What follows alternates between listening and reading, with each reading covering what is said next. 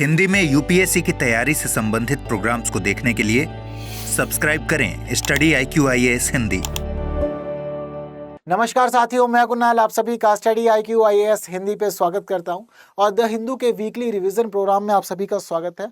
आज हम लोग रिवाइज करने वाले हैं 29 जून से 5 जुलाई तक के द हिंदू की इंपॉर्टेंट खबरों को। और ये बात देखने वाली है कि आप सभी लोग पूरे हफ्ते द हिंदू न्यूज़पेपर की क्लास बहुत अच्छे से लेते हैं, अपने करंट अफेयर्स को प्रिपेयर करते हैं। तो आइए आज इस वीकली क्लास में हम लोग पूरे हफ्ते पढ़ी हुई सभी खबरों को रिवाइज करते हैं और फिर दोबारा तरोताज़ा होकर के अगले एक सप्ताह में हम लोग कदम रखते हैं। तो देखिए, अब इस वीक में हम लोगों ने कौन कौन सी महत्वपूर्ण खबरें पढ़ी थी, आइए उनको शुरू करते हैं। देखते हैं पहली खबर। तो पहली जो हमारे न्यूज आर्टिकल है वो है centre plans initiative to boost execution of tribal schemes. तो देखिए, मैंने आप लोग को इस स्कीम में क्या बताया था कि जो हमारा जनजातीय मामलों का मंत्रालय है उसने एक कार्यक्रम आयोजित किया और कार्यक्रम का नाम क्या था, आदि अन्वेषण। अब दरअसल ये जो आदि अन्वेषण है, इस आदि अन्वेषण के अंदर जितने भी लोग जनजातीय मामलों की योजनाओं से जुड़े हुए हैं सभी को मंच पे ला दिया गया। अब इसमें मंत्रालय के लोग भी थे, अलग अलग विभागों के लोग भी थे, ब्यूरोक्रेट्स भी थे, सभी को लाकर एक मंच पे बिठाया गया और सभी से ये पूछा गया कि देखिए, सरकार ने जनजातियों के लिए बहुत सारी स्कीम्स चला रखी हैं, लेकिन जनजातियों को इन स्कीम्स का लाभ क्यों नहीं हो रहा है, ऐसा क्या हो रहा है कि हमारी ये योजना अपने उद्देश्यों को पूरा नहीं कर पा रही है। तो जितने भी हितधारक बैठे थे सभी हितधारकों ने यहाँ पर एक जो कंक्लूजन निकाला, तो सभी का कंक्लूजन ये था कि सर देखिए, सबसे बड़ी परेशानी जो है वो है एग्जीक्यूशन की। हम ये नहीं कह रहे कि योजनाओं में कमी है, लेकिन योजनाओं के एग्जीक्यूशन में कमी है। जिन लोगों को इन योजनाओं को लागू करने की जिम्मेदारी दी गई है, जन जन तक पहुंचाने की जिम्मेदारी दी गई है, उन लोगों में इन नीतियों के प्रति, इन योजनाओं के प्रति जो समझ होनी चाहिए, जो जानकारियां होनी चाहिए, उसकी कमी है। तो जरूरी है कि जो हमारे पहुंचाने वाले लोग हैं, जो हमारे डिलीवरी पर्सन है, उन पर्सन को पहले हम लोग ठीक से प्रिपेयर करें, जिससे कि सभी तक डिलीवरी अच्छी हो सके स्कीम्स की और जिससे कि हमारे जो उद्देश्य हैं वो उद्देश्य भी पूरे हो सके। तो सभी ने यही माना कि जो एग्जीक्यूशन होना चाहिए वो एग्जीक्यूशन ठीक से नहीं हो पा रहा है, एग्जीक्यूशन में परेशानी है। तो अब जब मामला ये समझ में आया कि परेशानी एग्जीक्यूशन की है, यानी कि यहाँ पर परेशानी ये कि लैक ऑफ मोटिवेशन है, लोगों को समझ नहीं है, जिन लोगों के पास जिम्मेदारियां हैं उन लोगों को जानकारी नहीं है कि कैसे सभी चीजें करनी है और कहीं ना कहीं वो इसकी वजह से अपने उद्देश्यों को प्राप्त नहीं कर पाते। तो अब यहाँ पर यह फैसला लिया गया कि ठीक है, एक काम करते हैं, जब पहुंचाने तक की ही समस्या है, यानी कि योजनाएं ठीक है लेकिन योजनाओं को ठीक से पहुंचाने में समस्या हो रही है, तो एक काम करते हैं, अब इसको एक नए रूप से हम लोग आगे बढ़ाते हैं। तो किस नए रूप से आगे बढ़ाया, तो इस आदि अन्वेषण कार्यक्रम के अंदर एक नया प्रोग्राम शुरू किया गया, इसको नाम दिया गया आदि कर्मयोगी। आदि कर्मयोगी का मतलब क्या है कि ऐसे ब्यूरोक्रेट्स बनाना, ऐसे अधिकारियों को तैयार करना जिन्हें इस पूरे मामले की समझ हो और वो लोग राज्य के स्तर पर, जिले के स्तर पर और ब्लॉक के स्तर पर, तीनों ही स्तरों पर जाकर के सभी लोगों तक योजनाओं का लाभ पहुंचाएंगे और हर एक स्तर पर रह करके वो सभी लोगों की मदद करेंगे। तो उसमें कहा गया था कि 180 स्टेट लेवल ट्रेनर्स तैयार किए जाएंगे, 3000 डिस्ट्रिक्ट लेवल के ट्रेनर्स तैयार किए जाएंगे और इसके अलावा 15,000 से ज्यादा ब्लॉक लेवल के ट्रेनर्स तैयार किए जाएंगे। ये सारे के सारे हमारे अधिकारी होंगे और इन सभी लोगों को तैयार किया जाएगा योजनाओं के लिए कि योजनाओं में क्या है, क्या खास है, कैसे मोटिवेशन लाई जाएगी, उन लोगों को समझाया जाएगा कि कैसे हर एक व्यक्ति तक इन योजनाओं का लाभ पहुंचाना है, ताकि वो लोग सभी तक योजनाओं का लाभ पहुंचाए और सरकार ने जो जो उद्देश्य निर्धारित किए हुए हैं उन सभी निर्धारित उद्देश्यों को प्राप्त भी किया जा सके। तो ये सभी चीजें उस समय निर्धारित की गई थी, तो ये सब इंपॉर्टेंट था।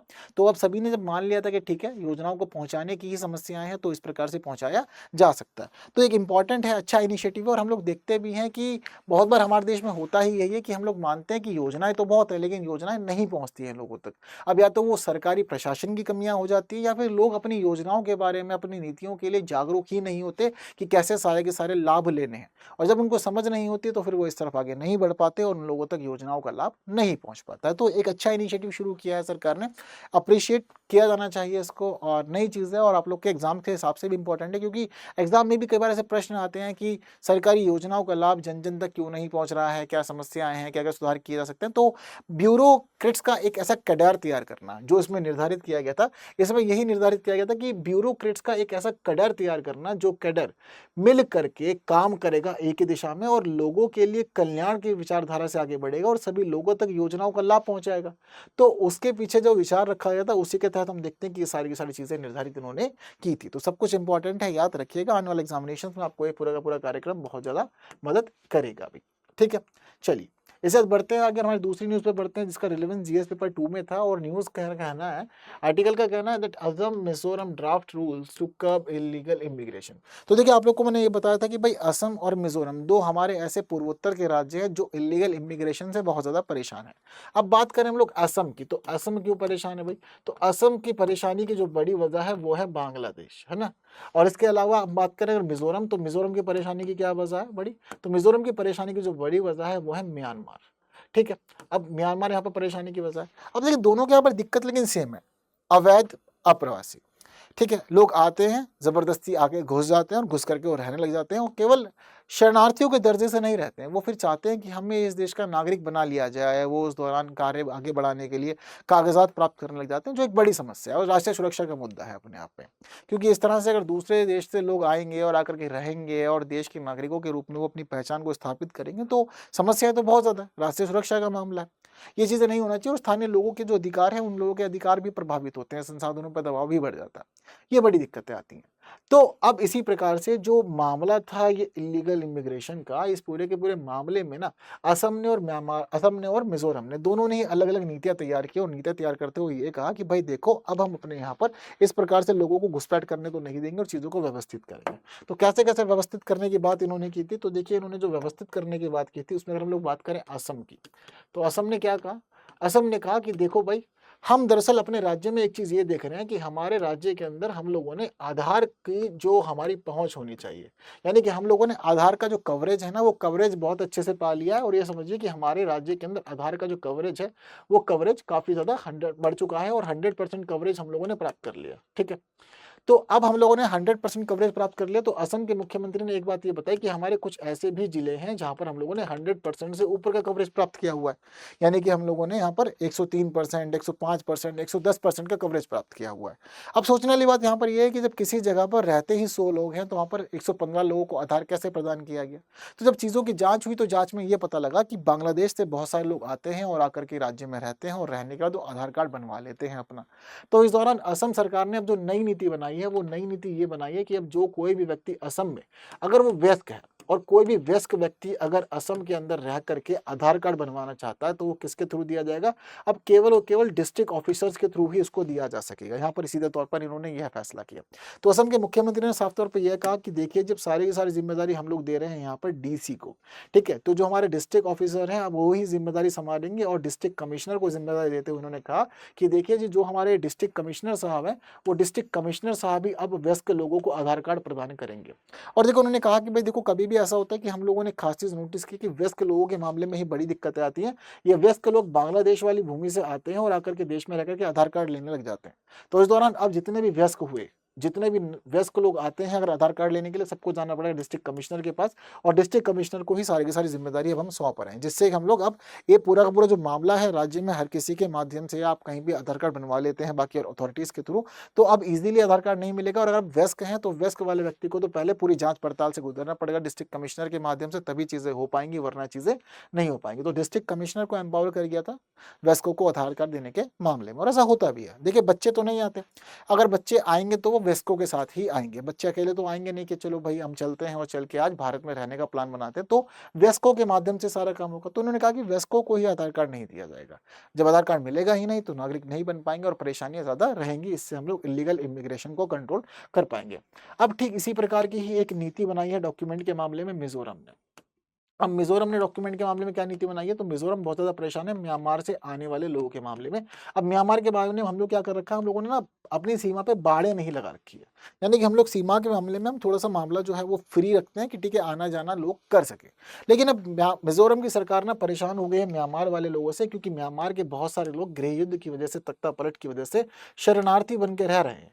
लेकिन शरणार्थी बनकर रह तो रहे हैं, लेकिन अब परेशानी ये हो गई है कि वो लोग जब कभी भी उनका मन करता है तो वो म्यांमार चले जाते हैं और वो कभी भी मिजोरम आते हैं, तो उनका आना जाना जो है वो लगातार जारी है।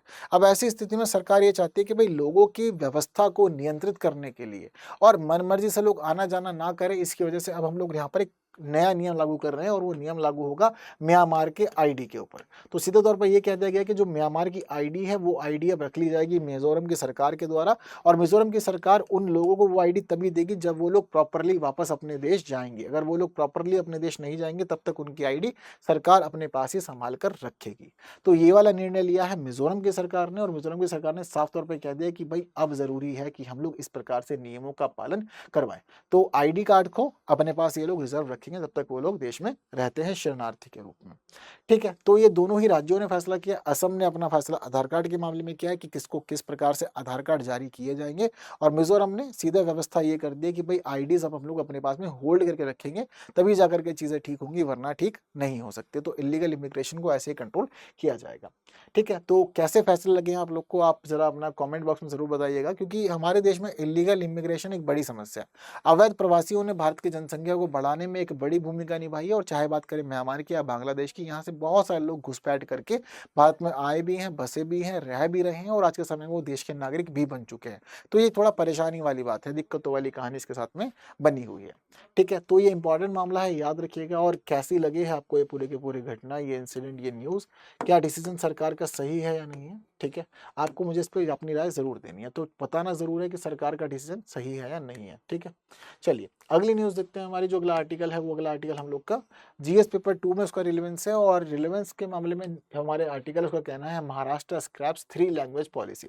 अब देखिए दरअसल क्या हुआ था, इस पूरे के पूरे घटनाक्रम के पीछे का मामला क्या है। तो देखिए इस पूरे के पूरे घटनाक्रम के पीछे का जो मामला है वो मामला हमें ये कहता है कि महाराष्ट्र सरकार ने ना डिसीजन लिया। ठीक है, तो जो महाराष्ट्र की सरकार है, महाराष्ट्र के अंदर देवेंद्र फडणवीस सरकार, तो उसने क्या किया था, उसने अप्रैल के महीने में, ठीक है, अप्रैल 16-17 की बात थी, तो अप्रैल के महीने में एक ऑर्डर निकाला, और ऑर्डर निकाल के ये कहा कि देखिए अब हमारे राज्य के अंदर क्लास 1st to 5th के मामले में हिंदी पढ़ना अनिवार्य है। क्या किया था इन्होंने, हिंदी मैंडेटरी, अनिवार्य, आपको हिंदी पढ़नी ही पढ़नी पड़ेगी। अब दरअसल हिंदी पढ़नी पड़ेगी इसका मतलब क्या है कि आप बाकी और भाषा भी पढ़ेंगे। जैसे महाराष्ट्र की जो मुख्य भाषा है वो मराठी है, तो कहा गया कि ठीक है मराठी आपको पढ़नी ही पढ़नी है। अगर मराठी पढ़ना चाहते हैं, इंग्लिश भी पढ़ना चाहते हैं, तो वो भी पढ़नी ही पढ़नी है, लेकिन हाँ हिंदी पढ़ना अब जरूरी है, तो अब हिंदी सभी लोगों को पढ़नी पड़ेगी।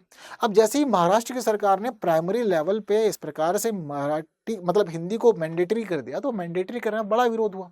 अब बहुत सारे लोग ना विरोध करते हैं, लोगों का ये कि ठीक है मराठी के अंदर खुश है, मराठी में काम चलता रहे, तो परेशानियां नहीं है हम लोग के साथ में। लेकिन सरकार को इस पूरे मामले में ना विरोध का सामना करना पड़ा। अब सरकार को जब इस मामले में विरोध का सामना करना पड़ा, तो कुछ समय के बाद सरकार ने कहा कि देखो मैंडेटरी तो नहीं है, एक काम करते हैं इसको हम लोग ऑप्शनल बना देते हैं। ठीक है, ऑप्शनल के रूप में काम संभाल लेंगे तो ठीक रहेगा।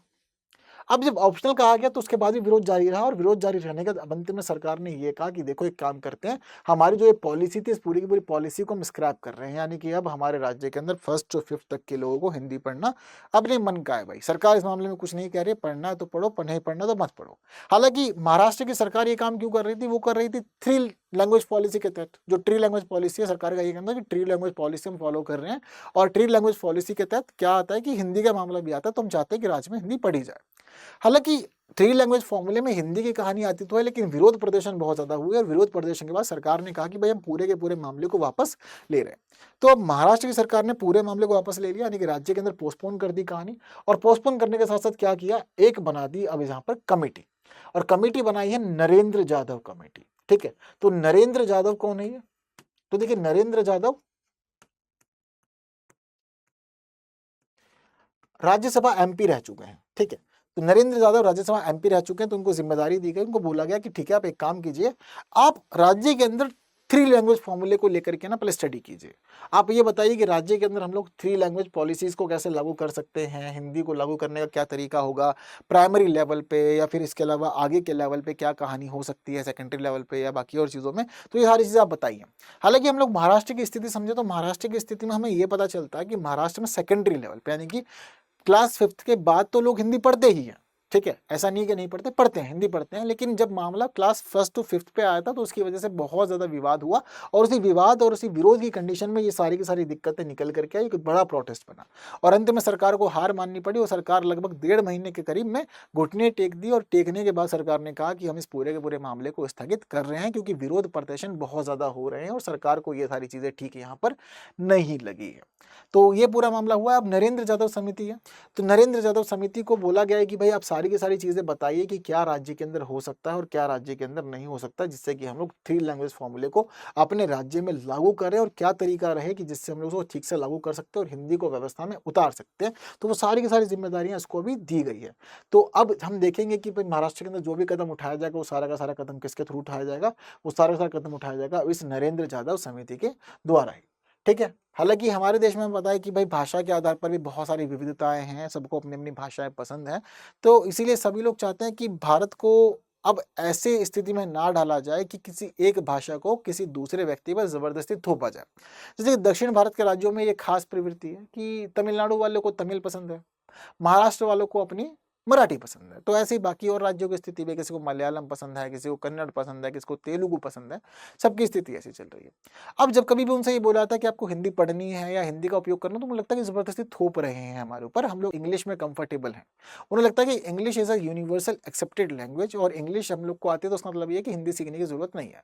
और साथ-साथ इन लोग को ये भी लगता है कि हिंदी का मतलब ये है कि हिंदी थोप रहे हैं तो ये उत्तर की जो दबदबा है, उत्तर की जो स्थिति है, उसको दक्षिण के ऊपर लागू कर रहे हैं। क्योंकि दक्षिण की संस्कृति अलग है, दक्षिण का इतिहास अलग है, दक्षिण की स्थिति अलग है, उसके बावजूद आप चीज़ों को थोप नहीं सकते हैं।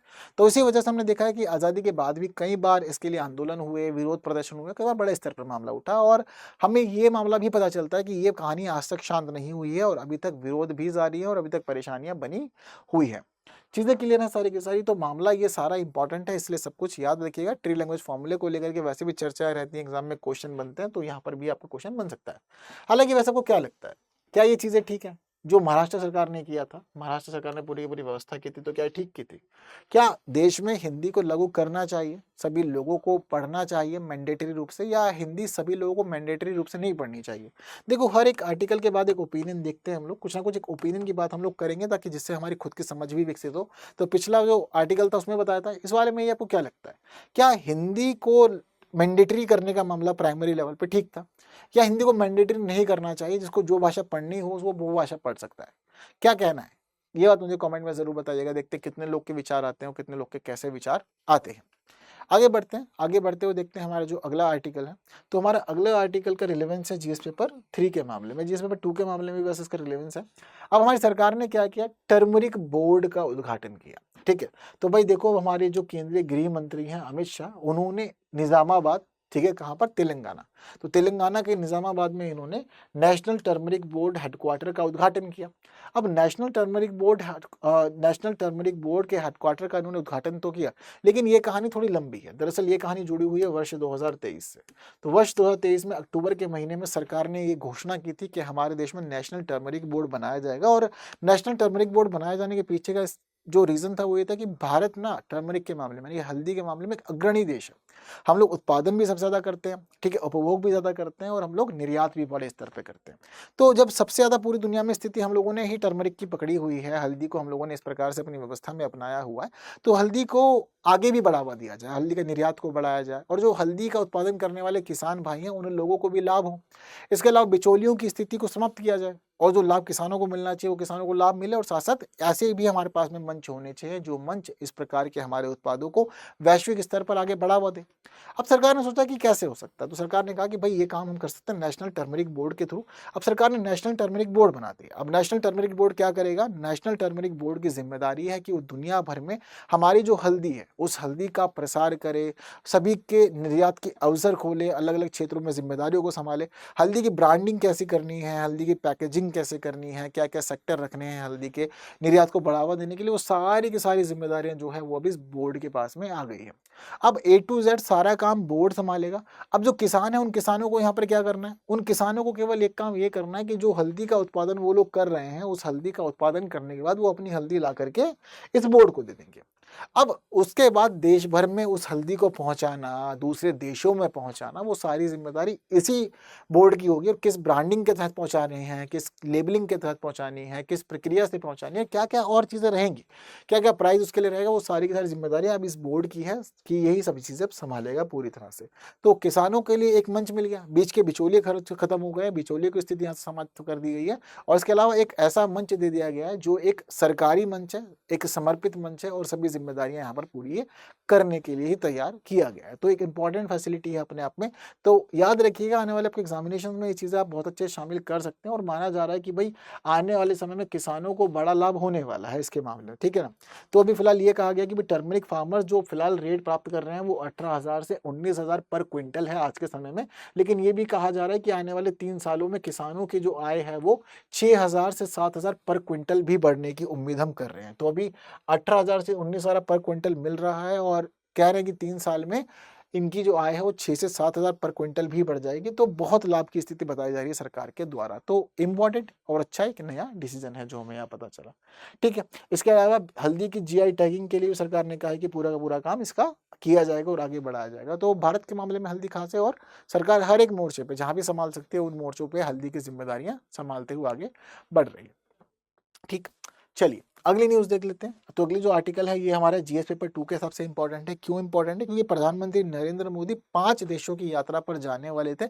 उस समय हम लोगों ने ये आर्टिकल पढ़ा था, लेकिन हालांकि वर्तमान में प्रधानमंत्री अब इन देशों की यात्रा पर निकल चुके हैं और लगभग हम ये भी समझ सकते हैं कि आधी यात्रा की तरफ वो आगे, मतलब आधी यात्रा तो वो कर भी चुके हैं, ठीक है। तो अब दरअसल यहाँ पर जो कहानी जो थी वो क्या थी, तो प्रधानमंत्री को जाना था 5 देशों की यात्रा पर। तो मैंने आपको बताया था कि देखो जितनी भी प्रधानमंत्री की यात्राएं होती हैं थोड़ा सा यात्राओं को ठीक से पढ़ लिया कीजिए, क्योंकि इन यात्राओं को पढ़ने से आप लोग को ना लाभ होता है और आप लोग को एग्जामिनेशन में बड़ी अच्छी स्थिति में आप पहुंच जाते हैं और उसके अलावा आपके इंटरनेशनल रिलेशंस वगैरह की जो समझ होती है वो भी विकसित हो जाती है। अब देखिए यहाँ पर जो पहले हम लोगों ने ये देखा था कि प्रधानमंत्री नरेंद्र मोदी 3 देशों की यात्रा पर गए थे बीते दिनों, जिसमें कौन कौन से देश शामिल थे? साइप्रस शामिल था, ठीक है। तो साइप्रस के अलावा इसमें शामिल था कनाडा, ठीक है, और एक और देश था इसके अंदर वो था क्रोएशिया। अब यहाँ पर इन 3 देशों की यात्रा प्रधानमंत्री गए थे, ठीक है। तो इंपॉर्टेंट माना गया था उस समय। अब प्रधानमंत्री निकले 5 देशों की यात्रा पर। तो 5 देश है कौन कौन से? तो देखिए 5 देशों में पहला जो है उसका नाम तो है घाना, ठीक है। दूसरा जो है वो है त्रिनिदाद व टोबैगो, त्रिनिदाद और टोबैगो कुछ भी बोल सकते हैं इसको, ठीक है। तो घाना, त्रिनिदाद और टोबैगो। अब इसके बाद प्रधानमंत्री नरेंद्र मोदी कहाँ जाएंगे? इसके बाद प्रधानमंत्री नरेंद्र मोदी के जो तीसरा स्थान रहेगा वो रहेगा अर्जेंटीना का, ठीक है। अर्जेंटीना तो कहाँ जाएंगे? ब्राजील जाएंगे। और ब्राजील के बाद में जो लास्ट स्थान रहेगा, एक मिनट, तो ब्राजील जाएंगे। और ब्राजील के बाद में जो अंतिम स्थान रहेगा इस पूरी की पूरी यात्रा के मामले में वो रहने वाला है यहाँ पर नामीबिया, ठीक है।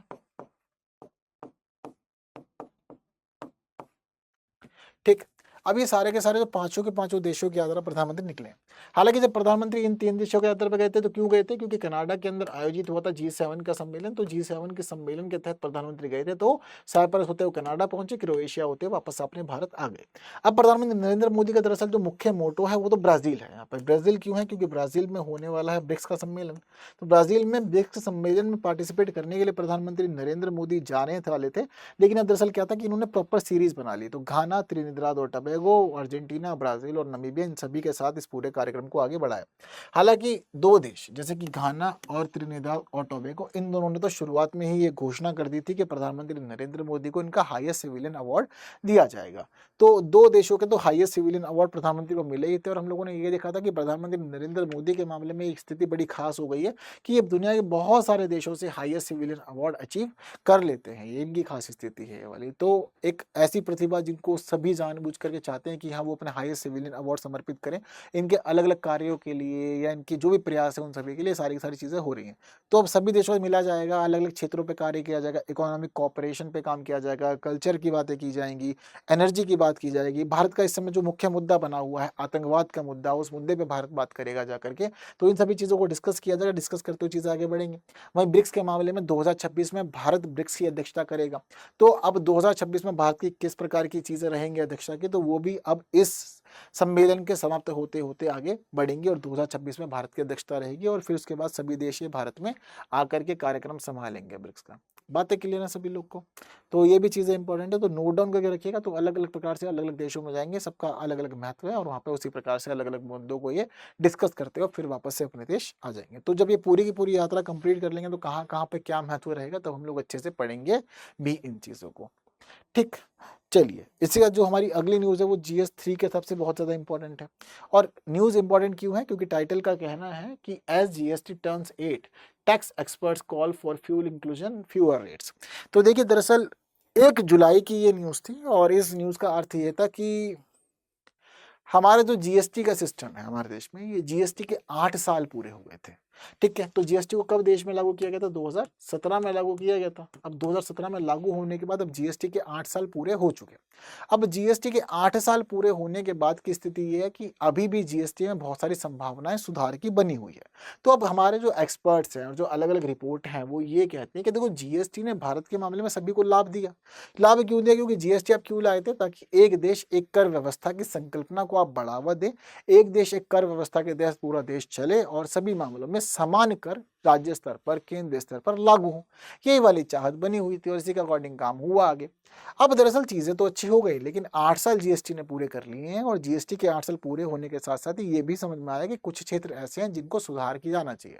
तो अलग अलग रिपोर्टें थी, लेकिन जो अलग अलग रिपोर्टें थी उन अलग अलग रिपोर्टों में मुद्दा क्या निकल के आया था जो सुधार का था?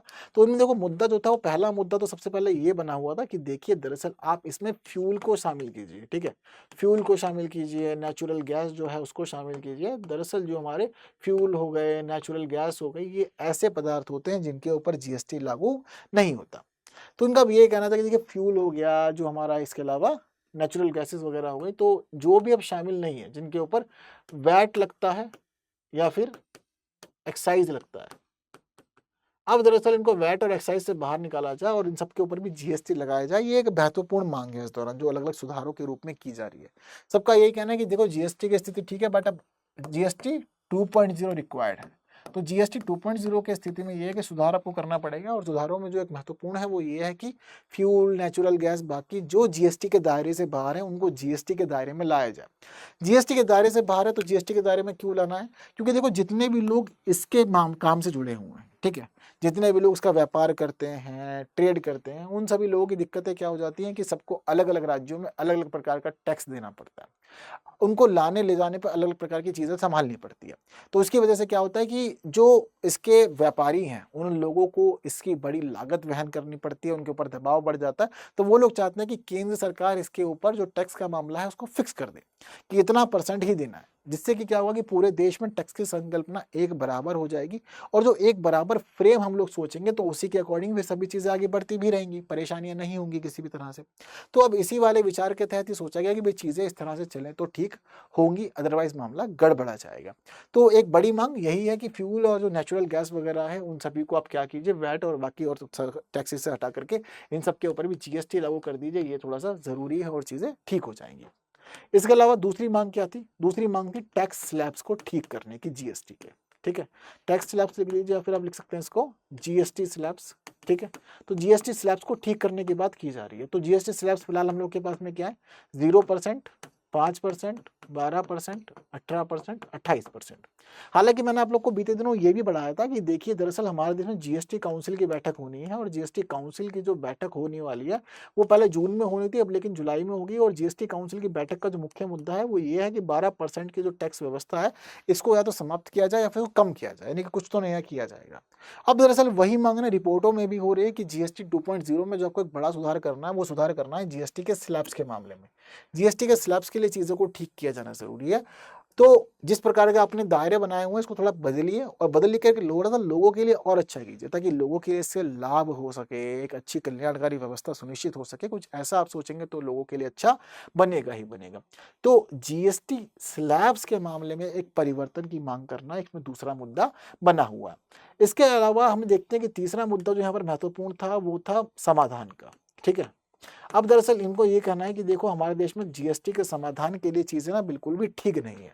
जीएसटी के समाधान के मामले में बड़ी ही परेशानियां होती हैं। परेशानियां क्यों होती हैं? क्योंकि जो जीएसटी से जुड़े हुए ट्रिब्यूनल्स होने चाहिए उन ट्रिब्यूनल्स की संख्या बहुत ही कम है।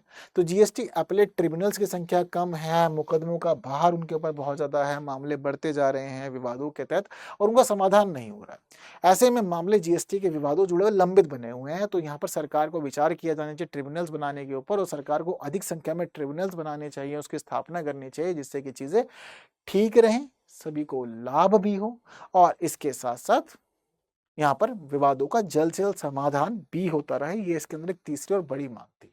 ठीक है, तो ये सारी की सारी मांगों के साथ हम लोग देखते हैं कि यही सब चीजें यहाँ पर मेंशन की गई थी कि big government suggested that the inclusion of fuel in the GST regime, the reduction in the numbers of tax slabs and streamlining audit and investigation. तो ये सारे के सारे मुख्य मुद्दे हैं जिनको बोला गया था कि भाई इसको ठीक कर दीजिए, अगर आप ये ठीक कर देते हैं तो ठीक करने से चीजें सुधर जाएंगी, अदरवाइज मामला लगातार गड़बड़ होता ही रहेगा। ठीक है, इसके अलावा इसके जो डाटा वगैरह वो रखते हैं उसके लिए बोला गया कि प्रक्रिया उसको जो कलेक्शन होता है तो उसको कलेक्शन को लेकर के जो हमारे मामला होता है उसको भी ठीक कर देंगे तो उसको भी थोड़ा सा अच्छा हो जाएगा, थोड़ा ईजी किया जाना चाहिए जिससे कि जीएसटी को बाकी और मामलों में भी समझा जा सके। तो ये बड़ी मांग है। तो कहा जा रहा है कि जीएसटी 2.0 खासतौर पर इन 3 आधारों पर चले।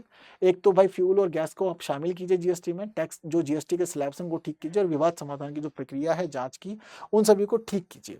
अगर इन 3 स्तरों पर आप काम करते हैं तो जीएसटी के अंदर बड़े सुधार हो जाएंगे और जीएसटी सभी के लिए और अधिक कल्याणकारी हो जाएगी। हालांकि सभी एक्सपर्ट्स ये भी मानते हैं कि जीएसटी ने भारत में आने के बाद सभी के लिए एक अच्छी व्यवस्था सुनिश्चित की है, परेशानियां नहीं। ऐसा नहीं कि उस दिक्कतों वाला मामला, जीएसटी जब से आया है तो लाभ की बातें रही है, जीएसटी की स्थितियां बहुत अच्छी रही है, बट उसके बावजूद ये जरूरी है कि अभी जो और सेक्टर है जहां हम सुधार कर सकते हैं वहां पर अगर हम लोग कार्य करें तो चीजें और भी ज्यादा अच्छी हो करके बढ़ेंगी आगे। बातें क्लियर है तो इंपॉर्टेंट है, याद रखना। अगर आपसे कभी भी किसी प्रकार से एग्जाम में ये पूछता है कि जीएसटी ने भारत में लोगों के कल्याण की दिशा में महत्वपूर्ण कार्य किया है और सरकार की कर व्यवस्था को अच्छा बनाया है, ठीक है, तो अब आपसे यहाँ पर ये कह सकता है कि अभी कौन से सुधार किए जा सकते हैं, आपको सुधार बताने होंगे। हालांकि पहले की तुलना में जीएसटी ने आकर के लाभ तो बहुत दिए हैं। जीएसटी के आने से पहले ना पूरे देश में जो टैक्स का ढांचा था वो टैक्स का ढांचा बहुत अलग था। अलग अलग राज्यों में अलग अलग चीजों के लिए अलग अलग टैक्स लग रहा है। कहीं पे कोई 20% टैक्स लगा रहा है सेम चीज के लिए, कहीं पे कोई 30% टैक्स लगा दे रहा है, कहीं पे कोई 5% टैक्स लगा रहा है, कहीं कोई 20% टैक्स लगा रहा है, कोई 15% टैक्स लगा रहा है। तो इस प्रकार का टैक्स ना बहुत ही बड़ा अंतर देखा जाता था। तो पूरे देश में टैक्स ना बहुत अलग अलग तरीके से लगा दिया, जिसको जैसा ठीक लगता था वो लगा दिया करते थे। अब दरअसल जब से जीएसटी आया तो उन्होंने प्रक्रिया फिक्स कर दी है। 15% का मतलब 15%, ठीक है। जैसे कि हम देखते हैं जीएसटी में क्या है कि 0, 5, 12, 18 और 28 है। तो जिसके ऊपर 12% लगेगा टैक्स, तो मतलब 12% लगेगा, पूरे देश में 12% ही लगेगा, कहीं पे कोई इसको अलग से टैक्स नहीं लगा सकता। ऐसा नहीं कि कहीं पे किसी के लिए 12% है, कहीं किसी के लिए 18%, नहीं। 12% का मतलब 12%, जिस पे 5% लग रहा है तो 5% ही लगेगा, जिस पे 18% लगेगा उस पर 18%, जिस पर 28% ही उस पर 28% ही, कोई अंतर नहीं आएगा। तो इसलिए बड़ा परिवर्तन किया है, लोगों को लाभ तो हुआ है, लेकिन अभी भी और लाभ की संभावना लोग खोज रहे हैं कि किस प्रकार से प्राप्त की जा सकती है। ठीक है, चलिए बढ़ते हैं आगे और आगे बढ़ते हुए देखते हैं हमारी और अगली न्यूज। और अगली न्यूज है हमारी जिसका रिलेवेंस है जीएस पेपर 3 के मामले में। ठीक है, तो जीएस पेपर 3 के मामले में हमारा रिलेवेंस क्या है यहाँ पे, तो हमें यहाँ पर यह पता चलता है कि भाई हमारी केंद्र सरकार लेकर के आई है नेशनल स्पोर्ट्स पॉलिसी। और आप लोगों ने बताया था कि नेशनल स्पोर्ट्स पॉलिसी बहुत ही ज्यादा खास है अपने आप में, क्योंकि ये इस नेशनल स्पोर्ट्स पॉलिसी के आने का मतलब ये है कि हमारी जो पिछली पॉलिसी है 2001 की, अब उस पॉलिसी का स्थान लेगी ये हमारी नेशनल स्पोर्ट्स पॉलिसी 2025। और इस नेशनल स्पोर्ट्स पॉलिसी को तैयार इस वजह से किया हुआ है कि केवल और केवल हम लोग अपने अब राष्ट्रीय स्तर पर ही खेलों को अच्छा ना करें। हमारी इस पॉलिसी का अर्थ ये है कि देखो जो हमारा ग्रामीण स्तर है, ठीक है, ग्रामीण स्तर पर भी अब हम लोग चाहते हैं कि सब कुछ ठीक किया जाए। इसके अलावा राज्य के स्तर पर भी सब कुछ ठीक किया जाए, जिलों के स्तर पर भी सब कुछ ठीक किया जाए। इसके अलावा अलग अलग समूहों के स्तर पर भी सब कुछ ठीक किया जाए। राष्ट्रीय स्तर पर तो काम चल ही रहा था, तो राष्ट्रीय स्तर पर अभी और ज़्यादा चीज़ों को ठीक किए जाने की ज़रूरत है। और इसके अलावा इनका ये कहना है कि अंतर्राष्ट्रीय स्तर पर भी सब कुछ ठीक किया जाए। और अंतर्राष्ट्रीय स्तर पर सब कुछ ठीक किए जाने के साथ साथ ये भी कहा गया है कि भाई शिक्षा और खेल दोनों को आपस में जोड़ा जाए। ये बात जो है वो हमारी इस नेशनल स्पोर्ट्स पॉलिसी 2025 में रखी गई है। तो नेशनल स्पोर्ट्स पॉलिसी 2025 या नेशनल स्पोर्ट्स पॉलिसी 2025, इसका मुख्य उद्देश्य यही है कि भाई राष्ट्रीय स्तर पर तो खेल की प्रतिभाओं की पहचान करनी है, खेल की प्रतिभाओं को तैयार करना ही करना है, अच्छे प्लेयर्स को तैयार करना है, उनको अच्छा माहौल भी देना है। इसके साथ साथ अंतर्राष्ट्रीय स्तर पर भी भारत में खेल का माहौल तैयार करना है, भारत को इस प्रकार से विकसित करना है, स्थापित करना है हमें खेल पर्यटन के मामले में और खेलों के क्षेत्र के मामले में कि अंतर्राष्ट्रीय प्रतियोगिताओं का आयोजन भी भारत में किया जा सके। क्यों? क्योंकि भारत लगातार दावेदारी पेश कर रहा है 2036 के ओलंपिक्स गेम्स की। तो 2036 के ओलंपिक खेलों के लिए भारत दावेदारी पेश तो कर रहा है, लेकिन दावेदारी पेश करना ही सब कुछ नहीं है। भारत में उस प्रकार का आपको ढांचा भी दिखाना पड़ेगा जिससे कि इस ओलंपिक बॉडी को ये लगे कि भारत में खेलों का आयोजन किया जा सकता है। अब देखिए भारत के अंदर एक बड़ी समस्या क्या रहती है, भारत में बड़ी समस्या रहती है भ्रष्टाचार की। हम लोग देखते हैं कि भारत में जब कभी भी कुछ भी खेल आते हैं तो सट्टेबाजी और बाकी मामले बहुत चर्चा में रहते हैं, जैसे कि आईपीएल के दौरान भी रहते हैं।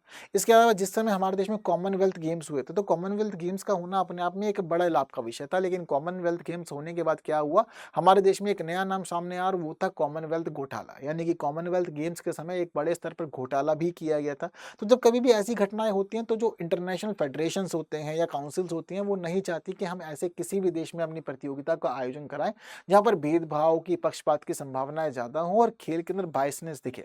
तो ये चाहते हैं कि भाई निष्पक्ष खेल होना चाहिए और खेल बहुत अच्छी तरह से होना चाहिए, कंपटीशन के होना चाहिए पूरी तरह से, और जो प्रतिभा है उस प्रतिभा को मौका मिलना चाहिए।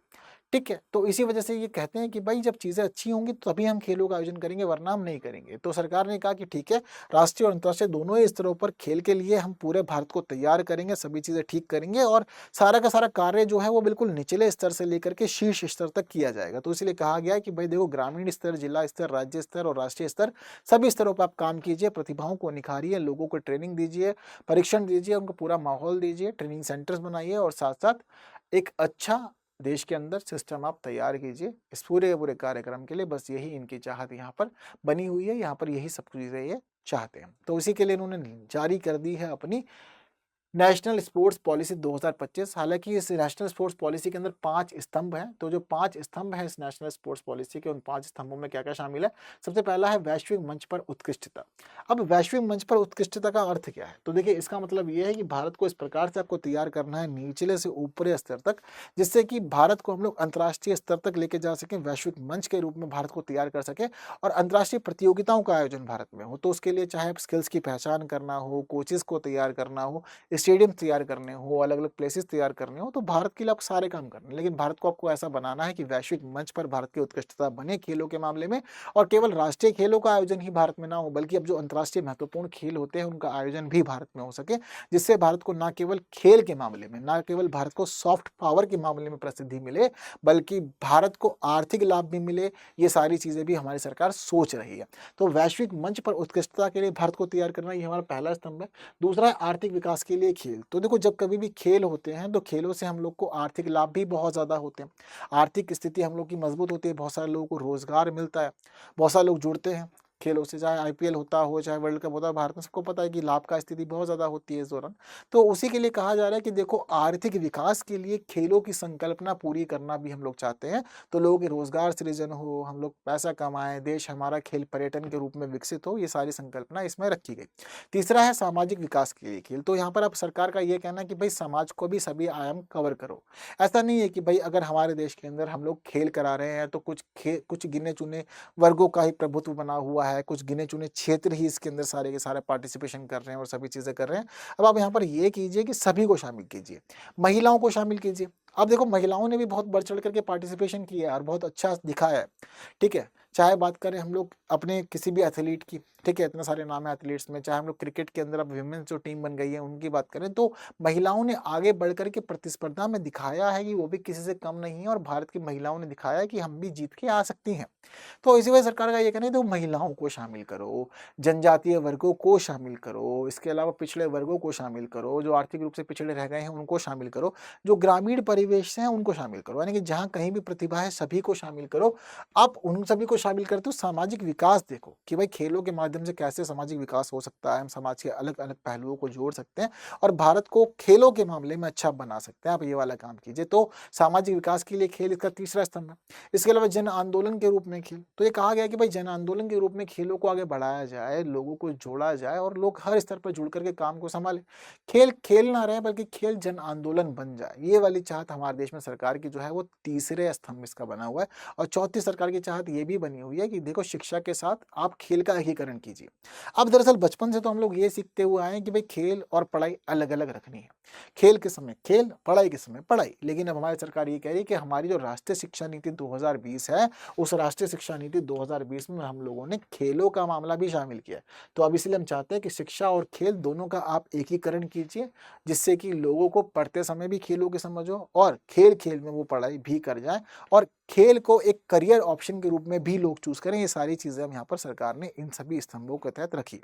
तो ये 5 अलग-अलग स्तंभ है, पांचों अलग-अलग स्तंभों के अंदर अलग-अलग डायमेंशंस, अलग-अलग उद्देश्य, अलग-अलग चाहत, लेकिन अल्टीमेटली चाहत क्या है? वो यही है कि भारत को खेलों के मामले में एक मजबूत स्थिति में प्रस्तुत करना, भारत का सभी क्षेत्रों में बोलबाला करना और भारत को इतना मजबूत बनाना खेलों के मामले में कि भारत खेल के मामले में भी एक सॉफ्ट पावर बने पूरी दुनिया में। तो ये सारी चाहत है इन पांचों के पांचों स्तंभों की। हालांकि इस पूरे के पूरे पांचों स्तंभों को लागू करने के मामले में और इस शिक्षा नीति को लागू करने के मामले में सरकार ने एक कार्यान्वयन नीति भी बनाई है। ठीक है, कार्यान्वयन नीति कह लीजिए, कार्य नीति कह लीजिए, तो सरकार ने वो एक कार्य नीति भी यहाँ पर विकसित की है। और कार्य नीति विकसित करने का सरकार का उद्देश्य क्या है कि इस पूरे की पूरी स्पोर्ट्स नीति को किस तरह से लागू किया जाएगा, तो कैसे इसके लिए ऑडिट्स होंगे, जांच कैसे होगी, सभी पहलुओं को कैसे समझा जाएगा, सुधार करना, ये सारी की सारी चीज़ें जो है वो सरकार ने कार्य नीति में निर्धारित की है कि केवल और केवल नीति बनकर ही ना रह जाए, बल्कि इसका ठीक से इम्प्लीमेंट भी हो, लोगों तक सही इसके लाभ भी पहुंचे और जो उद्देश्य निर्धारित किए गए उन सभी उद्देश्यों की प्राप्ति भी हो, उसके लिए सरकार ने यहाँ पर कार्य नीति भी तैयार की है। तो ये वाला डायमेंशन भी इंपॉर्टेंट है जो आपको याद यहाँ पे रखना है, जरूरी चीज़ है। ठीक है, तो नेशनल स्पोर्ट्स पॉलिसी बहुत ही ज्यादा इंपॉर्टेंट टॉपिक हो चुका है आज के समय में, इसलिए याद जरूर से रखिएगा। नेशनल स्पोर्ट्स पॉलिसी के अलावा जो हमारा अगला टॉपिक है वो है आईएनएस उदयगिरी। तो navy index second indigenous stealth freight in record time. तो देखिए रिकॉर्ड टाइम यानी कि बहुत कम समय में हम लोगों ने अपने स्टेल्थ फ्रेट को शामिल कर लिया। कितने समय में? केवल और केवल 37 महीने में। ठीक है, केवल 37 महीने के समय में हम लोगों ने इस जहाज की बनाने की शुरुआत की थी और जहाज बनाने की शुरुआत अंतिम चरण में पहुंच चुकी है, यानी कि मतलब सब चीजें कंप्लीट हो गई इसकी। तो 37 महीने में जहाज बनाने की शुरुआत करने से लेकर के जहाज को नेवी में शामिल करने तक का कार्य हम लोगों ने बहुत ही अच्छे से किया, ये हम लोग को यहाँ पता चलता है। तो जिस पर आप जहाज की बात कर रहे हैं उसका नाम क्या है? आईएनएस उदयगिरी। अब आईएनएस उदयगिरी, ठीक है, तो दरअसल आईएनएस उदयगिरी क्या है? तो आईएनएस उदयगिरी है 17A प्रोजेक्ट का हिस्सा। दरअसल हमारा जो 17A प्रोजेक्ट है, ये 17A प्रोजेक्ट एक प्रकार से हमारा नीलगिरी श्रेणी का प्रोजेक्ट कहलाता है। ठीक है, तो जो नीलगिरी श्रेणी के जहाज है वो श्रेणी के जहाज सारे इसी में आते हैं। तो ये इस श्रेणी का दूसरा जहाज है। पहला नीलगिरी है, दूसरा उदयगिरी है, और आप लोग को मैंने बताया था कि ऐसे और ही नाम है जिनका पीछे गिरी गिरी जुड़ा हुआ है। ठीक है, तो नीलगिरी, उदयगिरी, इसके अलावा मैंने आपको बताया विंध्यगिरी, दूनागिरी। ठीक है, तो इस तरह की और चीजें हैं। तो टोटली 7 जहाज इस प्रकार के हैं जिनके टाइटल में हम देखते हैं कि नाम के साथ साथ गिरी गिरी जुड़ा हुआ है। तो सारे ये क्या है? स्टील्थ फ्रेट है और प्रोजेक्ट 17A का हिस्सा है। हालांकि ये किसका अपडेटेड संस्करण है? प्रोजेक्ट 17 का अपडेटेड संस्करण है। और प्रोजेक्ट 17 क्या था?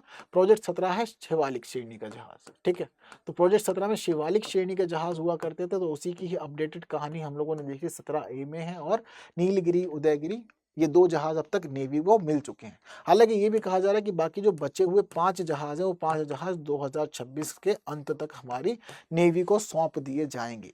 आईएनएस उदयगिरी की सबसे खास चीज ये रही है कि 37 महीने में इसको बनाकर तैयार कर दिया गया है। हालांकि ये हमारी ब्लू वाटर पॉलिसी के तहत बहुत ही ज्यादा इंपॉर्टेंट है। और इसके साथ साथ यहाँ पर ये भी समझिए कि आईएनएस उदयगिरी नाम का हमारे पास में पहले एक जहाज हुआ करता था, लेकिन आईएनएस उदयगिरी हमारे पास जो था वो एक प्रकार का हमारा स्टीम शिप था। उसकी खास बात यह है कि वो जहाज 2007 में हम लोगों ने रिटायर भी कर दिया था 31 सालों की सेवा के बाद। तो 31 साल की सेवा के बाद सेवा मुक्त कर दिया गया था। तो सरकार ने सोचा कि भाई अब दोबारा से हम लोग इसको बनवाएंगे एक नए रूप में। तो अभी हमारा स्टेल्थ फ्रेट है। स्टेल्थ फ्रेट का मतलब क्या है कि ये रडारों से बच सकता है और रडारों से बच करके ये आगे बढ़ करके दुश्मन देशों के चुनौतियां दे सकता है, युद्ध के मैदान में हम लोगों को एक अच्छी स्थिति में रख सकता है, मजबूत स्थिति भारत की प्रस्तुत कर सकता है। वो सारी की सारी चीजें इसमें शामिल है। तो जिस प्रकार का ये जहाज है, ये समझ लीजिए कि इस जहाज के मामले में पता हमें चलता है कि बहुत कुछ शामिल है इस जहाज के अंदर। तो क्या क्या जहाज में शामिल है? तो देखिए जहाज में बहुत सारे वेपन्स लगे हुए हैं। Supersonic surface to surface missile इसके अंदर लगी हुई है। Medium range surface to air missile भी इसमें लगी हुई है। 76 mm की गन इसमें लगी हुई है। कॉम्बिनेशन है 30 mm और 12.7 mm रैपिड फायर का क्लोज वेपन सिस्टम इसके अंदर। तो एक कुछ खास चीजें हैं इसकी जो युद्ध के क्षेत्र में इसको और ज्यादा अच्छा बनाती हैं, खास बनाते हैं और एक मजबूत स्थिति में इसको प्रस्तुत करने का कार्य करती हैं। ये सभी चीजें हमें यहाँ पर देखने को मिलती हैं। बात क्लियर है? तो ये सारी खास विशेषताएं हमारे जहाज की हैं, आईएनएस उदयगिरी की। और आईएनएस उदयगिरी सक्सेसफुली हमारी नेवी को सौंप दिया गया। तो डिफेंस का सेक्टर में याद रखिएगा कि किस प्रकार से मजबूत स्थिति में हम लोग आईएनएस उदयगिरी की वजह से आए हैं। इसके अलावा अगली जो हम लोग को बात करनी है वो हमारी जीएस पेपर 1 और जीएस पेपर 2 दोनों के हिसाब से ही इंपॉर्टेंट है। अब जीएस पेपर 1 और जीएस पेपर 2 से इंपॉर्टेंट क्यों है? क्योंकि भाई टाइटल का है ना, the line will continue after me, no other authority can interfere says Dalai Lama. तो देखो भाई, दलाई लामा ने बताया था कि भाई मेरे बाद क्या होगा, ठीक है। तो धर्म का मामला, इसलिए जीएस पेपर 1 इंपॉर्टेंट है, हालांकि जियो पॉलिटिक्स भी है थोड़ी इसके अंदर, इसलिए जीएस पेपर 2 इंपॉर्टेंट है। अब देखिए, दलाई लामा के उत्तराधिकार का मामला बहुत लंबे समय से चर्चा में था, और खास तौर पर जो बौद्धिस्ट कम्युनिटी है, तो बौद्धिस्ट कम्युनिटी के लोग तो काफी लंबे समय से ये चीजें सोच रहे थे कि भाई क्या होगा दलाई लामा के बाद में, क्योंकि दलाई लामा की उम्र लगातार बढ़ती जा रही है, दलाई लामा काफी वृद्ध है। लेकिन दलाई लामा को अपने ऊपर कॉन्फिडेंस है, वो एक अलग बात है, ठीक है। जैसे कि क्या होता है ना कि दूसरा इंसान चीजें सोचता है वो अलग सोचता है, लेकिन एक इंसान अपने लिए वो चीजें सोचता है तो अपने लिए इंसान चीजें कुछ अलग सोचता है, वो मामला अलग से पता हम लोग को चलता है। अब देखिए, दलाई लामा के बारे में पहले भी पूछा गया था कि दलाई लामा आपके बाद क्या होगा, कैसे उत्तराधिकारी का चयन होगा और क्या होगा। अब दलाई लामा ने 2011 में ही ये बोल दिया था कि देखो, परेशान होने की जरूरत नहीं है कि मेरी उम्र लगभग 100 साल है, मैं लगभग 100 साल तो जीऊंगा। तो मैं लगभग 100 साल जीऊंगा, तो उसका मतलब ये है कि मेरे पास पर्याप्त समय है ये बात बताने के लिए कि मेरे बाद इस गद्दी को कौन संभालेगा, कौन बनेगा तिब्बती धर्मगुरु। अब तिब्बती बौद्ध धर्मगुरु कौन होगा, इसके लिए उन्होंने कहा कि चलो मेरी उम्र 100 साल है। अब लोगों का विश्वास भी है, क्यों? क्योंकि आध्यात्मिक मामला, धार्मिक मामला है। हालांकि दलाई लामा ने एक बात ये कह दी थी कि देखो, मेरी उम्र लगभग 100 साल की रहेगी, लेकिन हाँ, मैं अपने 90वें जन्मदिन पर यह बता दूंगा कि मेरे बाद दलाई लामा के पद को कैसे संभाला जाएगा। अब जब ये सारी की सारी बातें थी, तो सभी लोगों को इंतजार था दलाई लामा के 90वें जन्मदिन का, और 2025 में यानी कि अब मनाया गया है दलाई लामा का 90वां जन्मदिन। अब दलाई लामा के 90वें जन्मदिन की शुरुआत जब हुई, तो समारोह की शुरुआत के समय पहले दिन ही दलाई लामा ने सभी को यहाँ पर ब्रीफ किया और सभी को ये बताया कि भाई मेरे बाद क्या होगा। तो दलाई लामा ने यहाँ पर कुछ खास बातें बताई। सबसे पहले और महत्वपूर्ण बात दलाई लामा ने ये बताई कि देखो भाई, मैं फिर दोबारा पुनर्जन्म लूंगा। अब ये बात सुनने में थोड़ा सा अलग लगती है, लेकिन देखने वाली बात यह है कि दलाई लामा की जो प्रथा है, दरअसल ये प्रथा पुनर्जन्म की प्रथा के आधार पर ही चल रही है। और ये समझिए कि पहले दलाई लामा ने इस प्रथा को स्थापित किया था कि भाई मैं पुनर्जन्म के आधार पर इस पद को संभालूंगा, और अब तक यही मान्यता है कि पहले दलाई लामा से लेकर अब जो वर्तमान में 14वें दलाई लामा है, तेंजिन ग्यात्सो, ये 14 के 14 दलाई लामा पुनर्जन्म के आधार पर ही अब तक इस गद्दी को संभालते हुए आ रहे हैं। तो ये समझिए कि जो दलाई लामा की स्थिति होती है, दलाई लामा की स्थिति यही होती है कि दलाई लामा केवल और केवल पुनर्जन्म के आधार पर ही अब तक चले हुए आ रहे हैं। हालांकि यहाँ पर एक दूसरा मैटर जो है वो ये भी है कि अवतार की स्थिति भी बनी हुई है, यानी कि ये भी माना जाता है कि पुनर्जन्म ना लें तो अवतार के रूप में भी सामने आ सकते हैं, किसी को उत्तराधिकारी भी नियुक्त कर सकते हैं, ये सारी चीजें भी हैं। लेकिन अभी तक का मामला जो है वो पुनर्जन्म का ही चला हुआ आ रहा है। तो जो वर्तमान में 14वें दलाई लामा है, तो उन्होंने ये बताया कि देखिए 15वें दलाई लामा का चयन भी मेरे बाद में पुनर्जन्म के आधार पर ही होगा। मैं पुनर्जन्म लेकर के वापस आऊंगा और वापस आकर के मैं इस गद्दी को संभालूंगा। तो इन्होंने कहा है कि भाई रीइंकारनेशन होगा मेरा। हालांकि यहाँ पर दलाई लामा ने जिस समय ये बात कही, उस समय दलाई लामा ने ये भी कहा कि देखो, मैं पिछली जो हमारी स्थिति चली आ रही है उस स्थिति को नहीं बदलूंगा। जिस तरह से अब तक 14 दलाई लामाओं की कड़ी बनी हुई है, सब पुनर्जन्म के आधार पर ही चले हैं, ठीक उसी प्रकार से अब 15वें दलाई लामा की आप नियुक्ति भी किसी प्रकार से करेंगे, पुनर्जन्म के आधार पर ही करेंगे। हालांकि एक मामला जिसने बहुत ज्यादा विवाद बनाया वो ये था कि दलाई लामा ने साफ साफ कह दिया कि देखिए, मेरे पुनर्जन्म के बाद मान्यता देने के मामले में जो मेन ट्रस्ट है वो है गौदेन फोनडंग ट्रस्ट। ये बात ध्यान रखिएगा कि मेरी मृत्यु के बाद गौदेन फोनडंग ट्रस्ट ही होगी जो मेरे उत्तराधिकारी को मान्यता देगी, और मेरे उत्तराधिकारी को मान्यता देने के मामले में किसी भी राजनीतिक संस्था का कोई भी हस्तक्षेप स्वीकार नहीं किया जाएगा। अब राजनीतिक हस्तक्षेप का मामला क्या था, तो देखिए दरअसल चाइना ने 2017 में एक कानून पास किया था, और चीन ने 2007 में जो कानून पास किया था, उस 2007 के कानून के हिसाब से ये कहा गया है कि दलाई लामा की मान्यता देने के मामले में चीनी सरकार से स्वीकृति लेना जरूरी है। यानी कि दलाई लामा को मान्यता तभी दी जाएगी जब चीनी सरकार उनको स्वीकार करेगी। अब इस बात का खंडन ही पहले कर दिया गया था दलाई लामा के द्वारा, और उन्होंने कहा था कि हम किसी भी राजनीतिक संस्था का हस्तक्षेप स्वीकार नहीं करेंगे अपने धर्म के मामले में। तो इसी वजह से ये बात ध्यान रखने वाली है कि केवल और केवल डिसीजन जो होगा वो धार्मिक संस्थाओं का ही होगा। और इसी वजह से जिस समय ये पूरा का पूरा कार्यक्रम हुआ, तो उस समय खुद हम देखते हैं कि जो 14वें दलाई लामा है, इन्होंने साफ तौर पे ये कह दिया था कि देखिए भाई, मेरे जो मान्यता के मामले रहेगा, यानी कि जो मेरे उत्तराधिकारी को मान्यता दिए जाने का मामला रहेगा, वो गोदेन फोनरंग ट्रस्ट का ही रहेगा और गोदेन फोनरंग ट्रस्ट ही सारी चीज़ें डिसाइड करेगी। हालाँकि यहाँ पर 2 हैं गोदेन फोनरंग के नाम से, तो एक संस्था का नाम है गोदेन फोनरंग ट्रस्ट और दूसरी है गोदेन फोनरंग फाउंडेशन। तो गोदेन फोनरंग ट्रस्ट को बोला गया है मान्यता देने के लिए कि भाई आप बस मोहर लगाओगे कि भाई ठीक है, ये बन गए हैं मेरे उत्तराधिकारी, लेकिन गोदेन फोनरंग ट्रस्ट के पास जो जिम्मेदारी है, वो जिम्मेदारी है परंपराओं को बरकरार रखने की और दलाई लामा की प्रक्रिया को संरक्षित रखने की।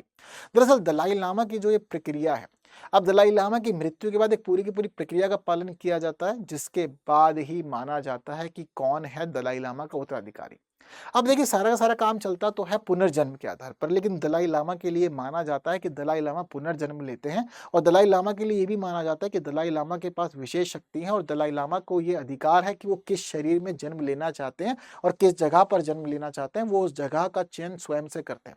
यानी कि कहाँ जन्म होगा और किस शरीर में जन्म होगा, ये अपनी मर्जी से चुनते हैं। हालांकि दलाई लामा अपनी मृत्यु से पहले अपने जो बाकी लामा हैं और जो बाकी धर्म से जुड़े हुए प्रमुख लोग हैं, उन लोगों को अपना संकेत दे के जाते हैं कि कैसे मेरी पुनर्जन्म का पता लगाना है आपको। तो कई बार क्या होता है कि दलाई लामा अपनी मृत्यु से पहले बोल देते हैं कि मुझे कहाँ पर ढूंढना, मुझे कहाँ ढूंढते हुए आना, मैं तुम्हें वहां पर मिल जाऊंगा, ऐसा दलाई लामा बता देते हैं अपनी मृत्यु से पहले ही। लेकिन मान लो कि किसी स्थिति में अगर दलाई लामा अपने संकेतों को ना छोड़ के जाए, तो उस दौरान गोदेन फोनरंग फाउंडेशन होता है, जिसकी जिम्मेदारी होती है कि वो दलाई लामा की खोज करे। अब दलाई लामा की खोज के लिए क्या प्रक्रिया है, जैसे कि मान लो कुछ नहीं पता, तो देखो एक प्रक्रिया तो ये होती है कि जिस समय दलाई लामा के शव को जिस समय जलाया जाता है, जिस समय उनका अंतिम संस्कार होता है, तो दलाई लामा के शव के अंतिम संस्कार के समय जिस दिशा में धुआं उठ रहा होता है, उसी दिशा में ये लोग ढूंढने निकल जाते हैं। हालांकि दलाई लामा की मृत्यु से पहले ये क्लियर हो जाता है कि जन्म कहाँ लेंगे। जैसे कि अब तक जो परंपरा थी, वो परंपरा ये थी कि दलाई लामा के लिए केवल तिब्बत की जमीन पर ही खोज की जाती थी और तिब्बत की जमीन पर यह देखा जाता था कि तिब्बती बौद्ध समुदाय के अंदर जितने बच्चों ने जन्म लिया, उन्हीं बच्चों में से पहचान की जाती थी कि कौन दलाई लामा है। लेकिन अब दरअसल क्या है कि 2011 में ही दलाई लामा पहले ये कह चुके थे कि मैं आपकी बार तिब्बत में जन्म नहीं लूंगा, क्योंकि तिब्बत चाइना के कंट्रोल में। तो दलाई लामा का ये कहना था कि मैं तिब्बत से बाहर कहीं पर जन्म लूंगा। तो अब की बार ये मान्यता चल रही है कि हो सकता है कि दलाई लामा भारत में जन्म ले।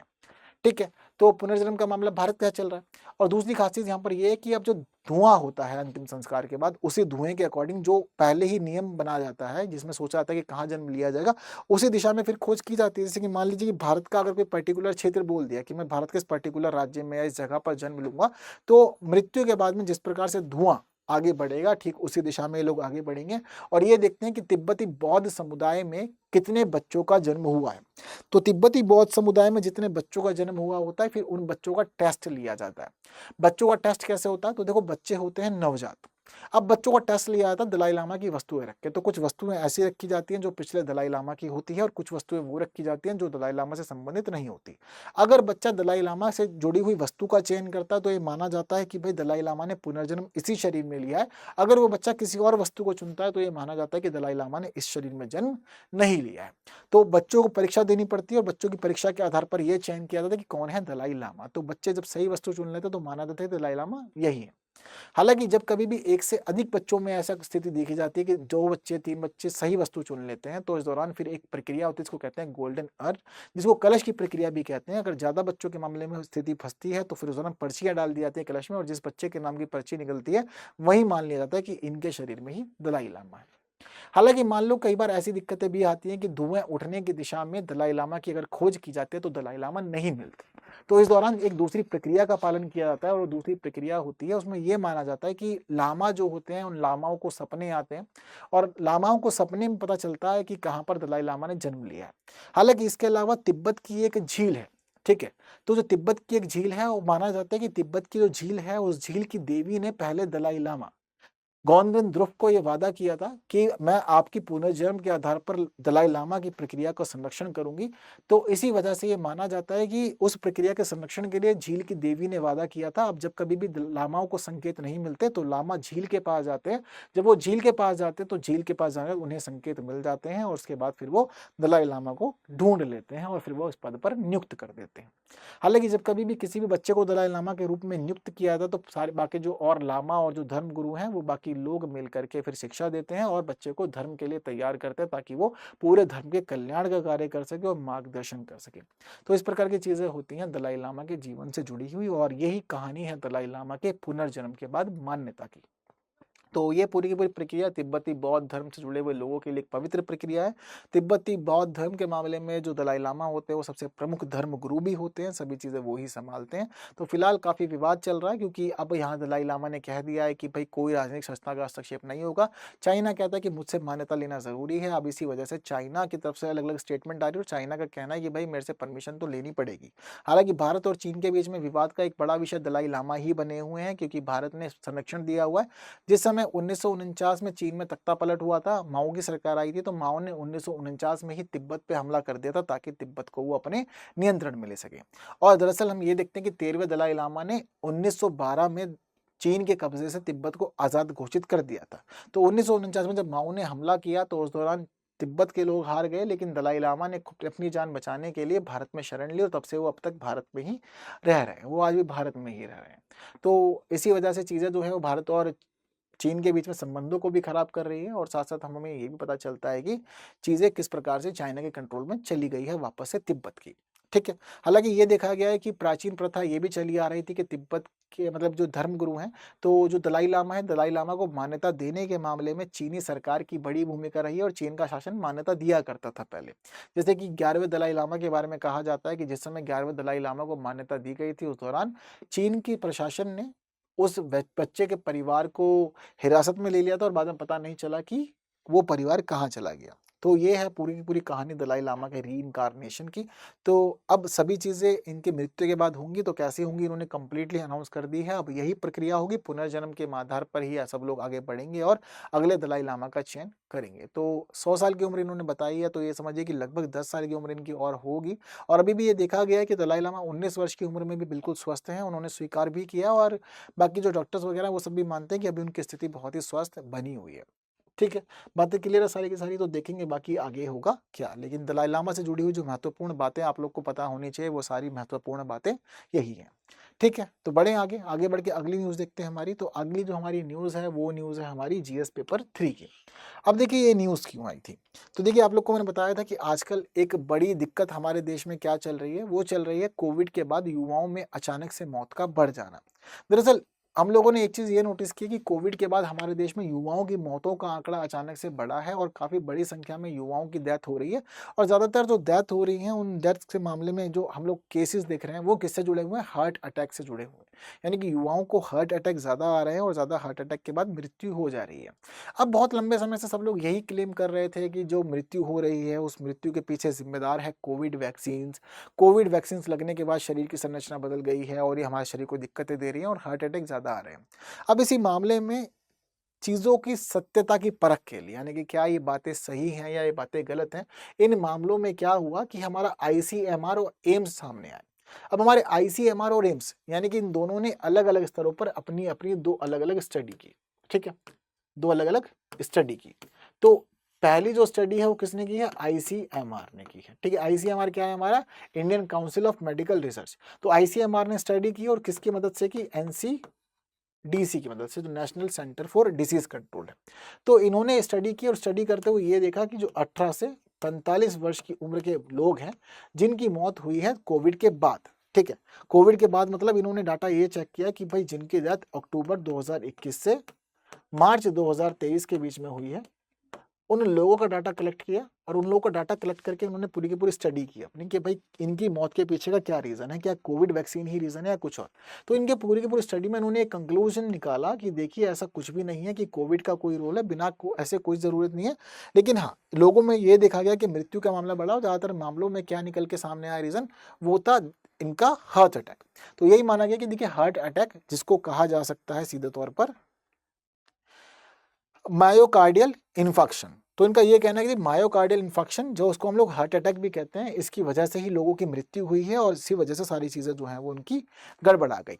बाकी इन्होंने कहा कि कोविड वैक्सीन की वजह से कोई और दिक्कतें नहीं आई है। हालांकि इनका ये भी कहना है कि जितने लोगों में दिक्कतें हुई हैं उनमें या तो वंशानुगत स्थिति की दिक्कत देखी गई है, यानी कि जेनेटिकली प्रॉब्लम हुई है, या फिर उन लोगों को कोई गंभीर प्रॉब्लम थी, या फिर इसके अलावा शारीरिक अनियमितताओं की वजह से उनको ये परेशानियां हुई हैं। अदरवाइज बाकी चीज़ें जो हैं वो ठीक ठाक चलती रही हैं।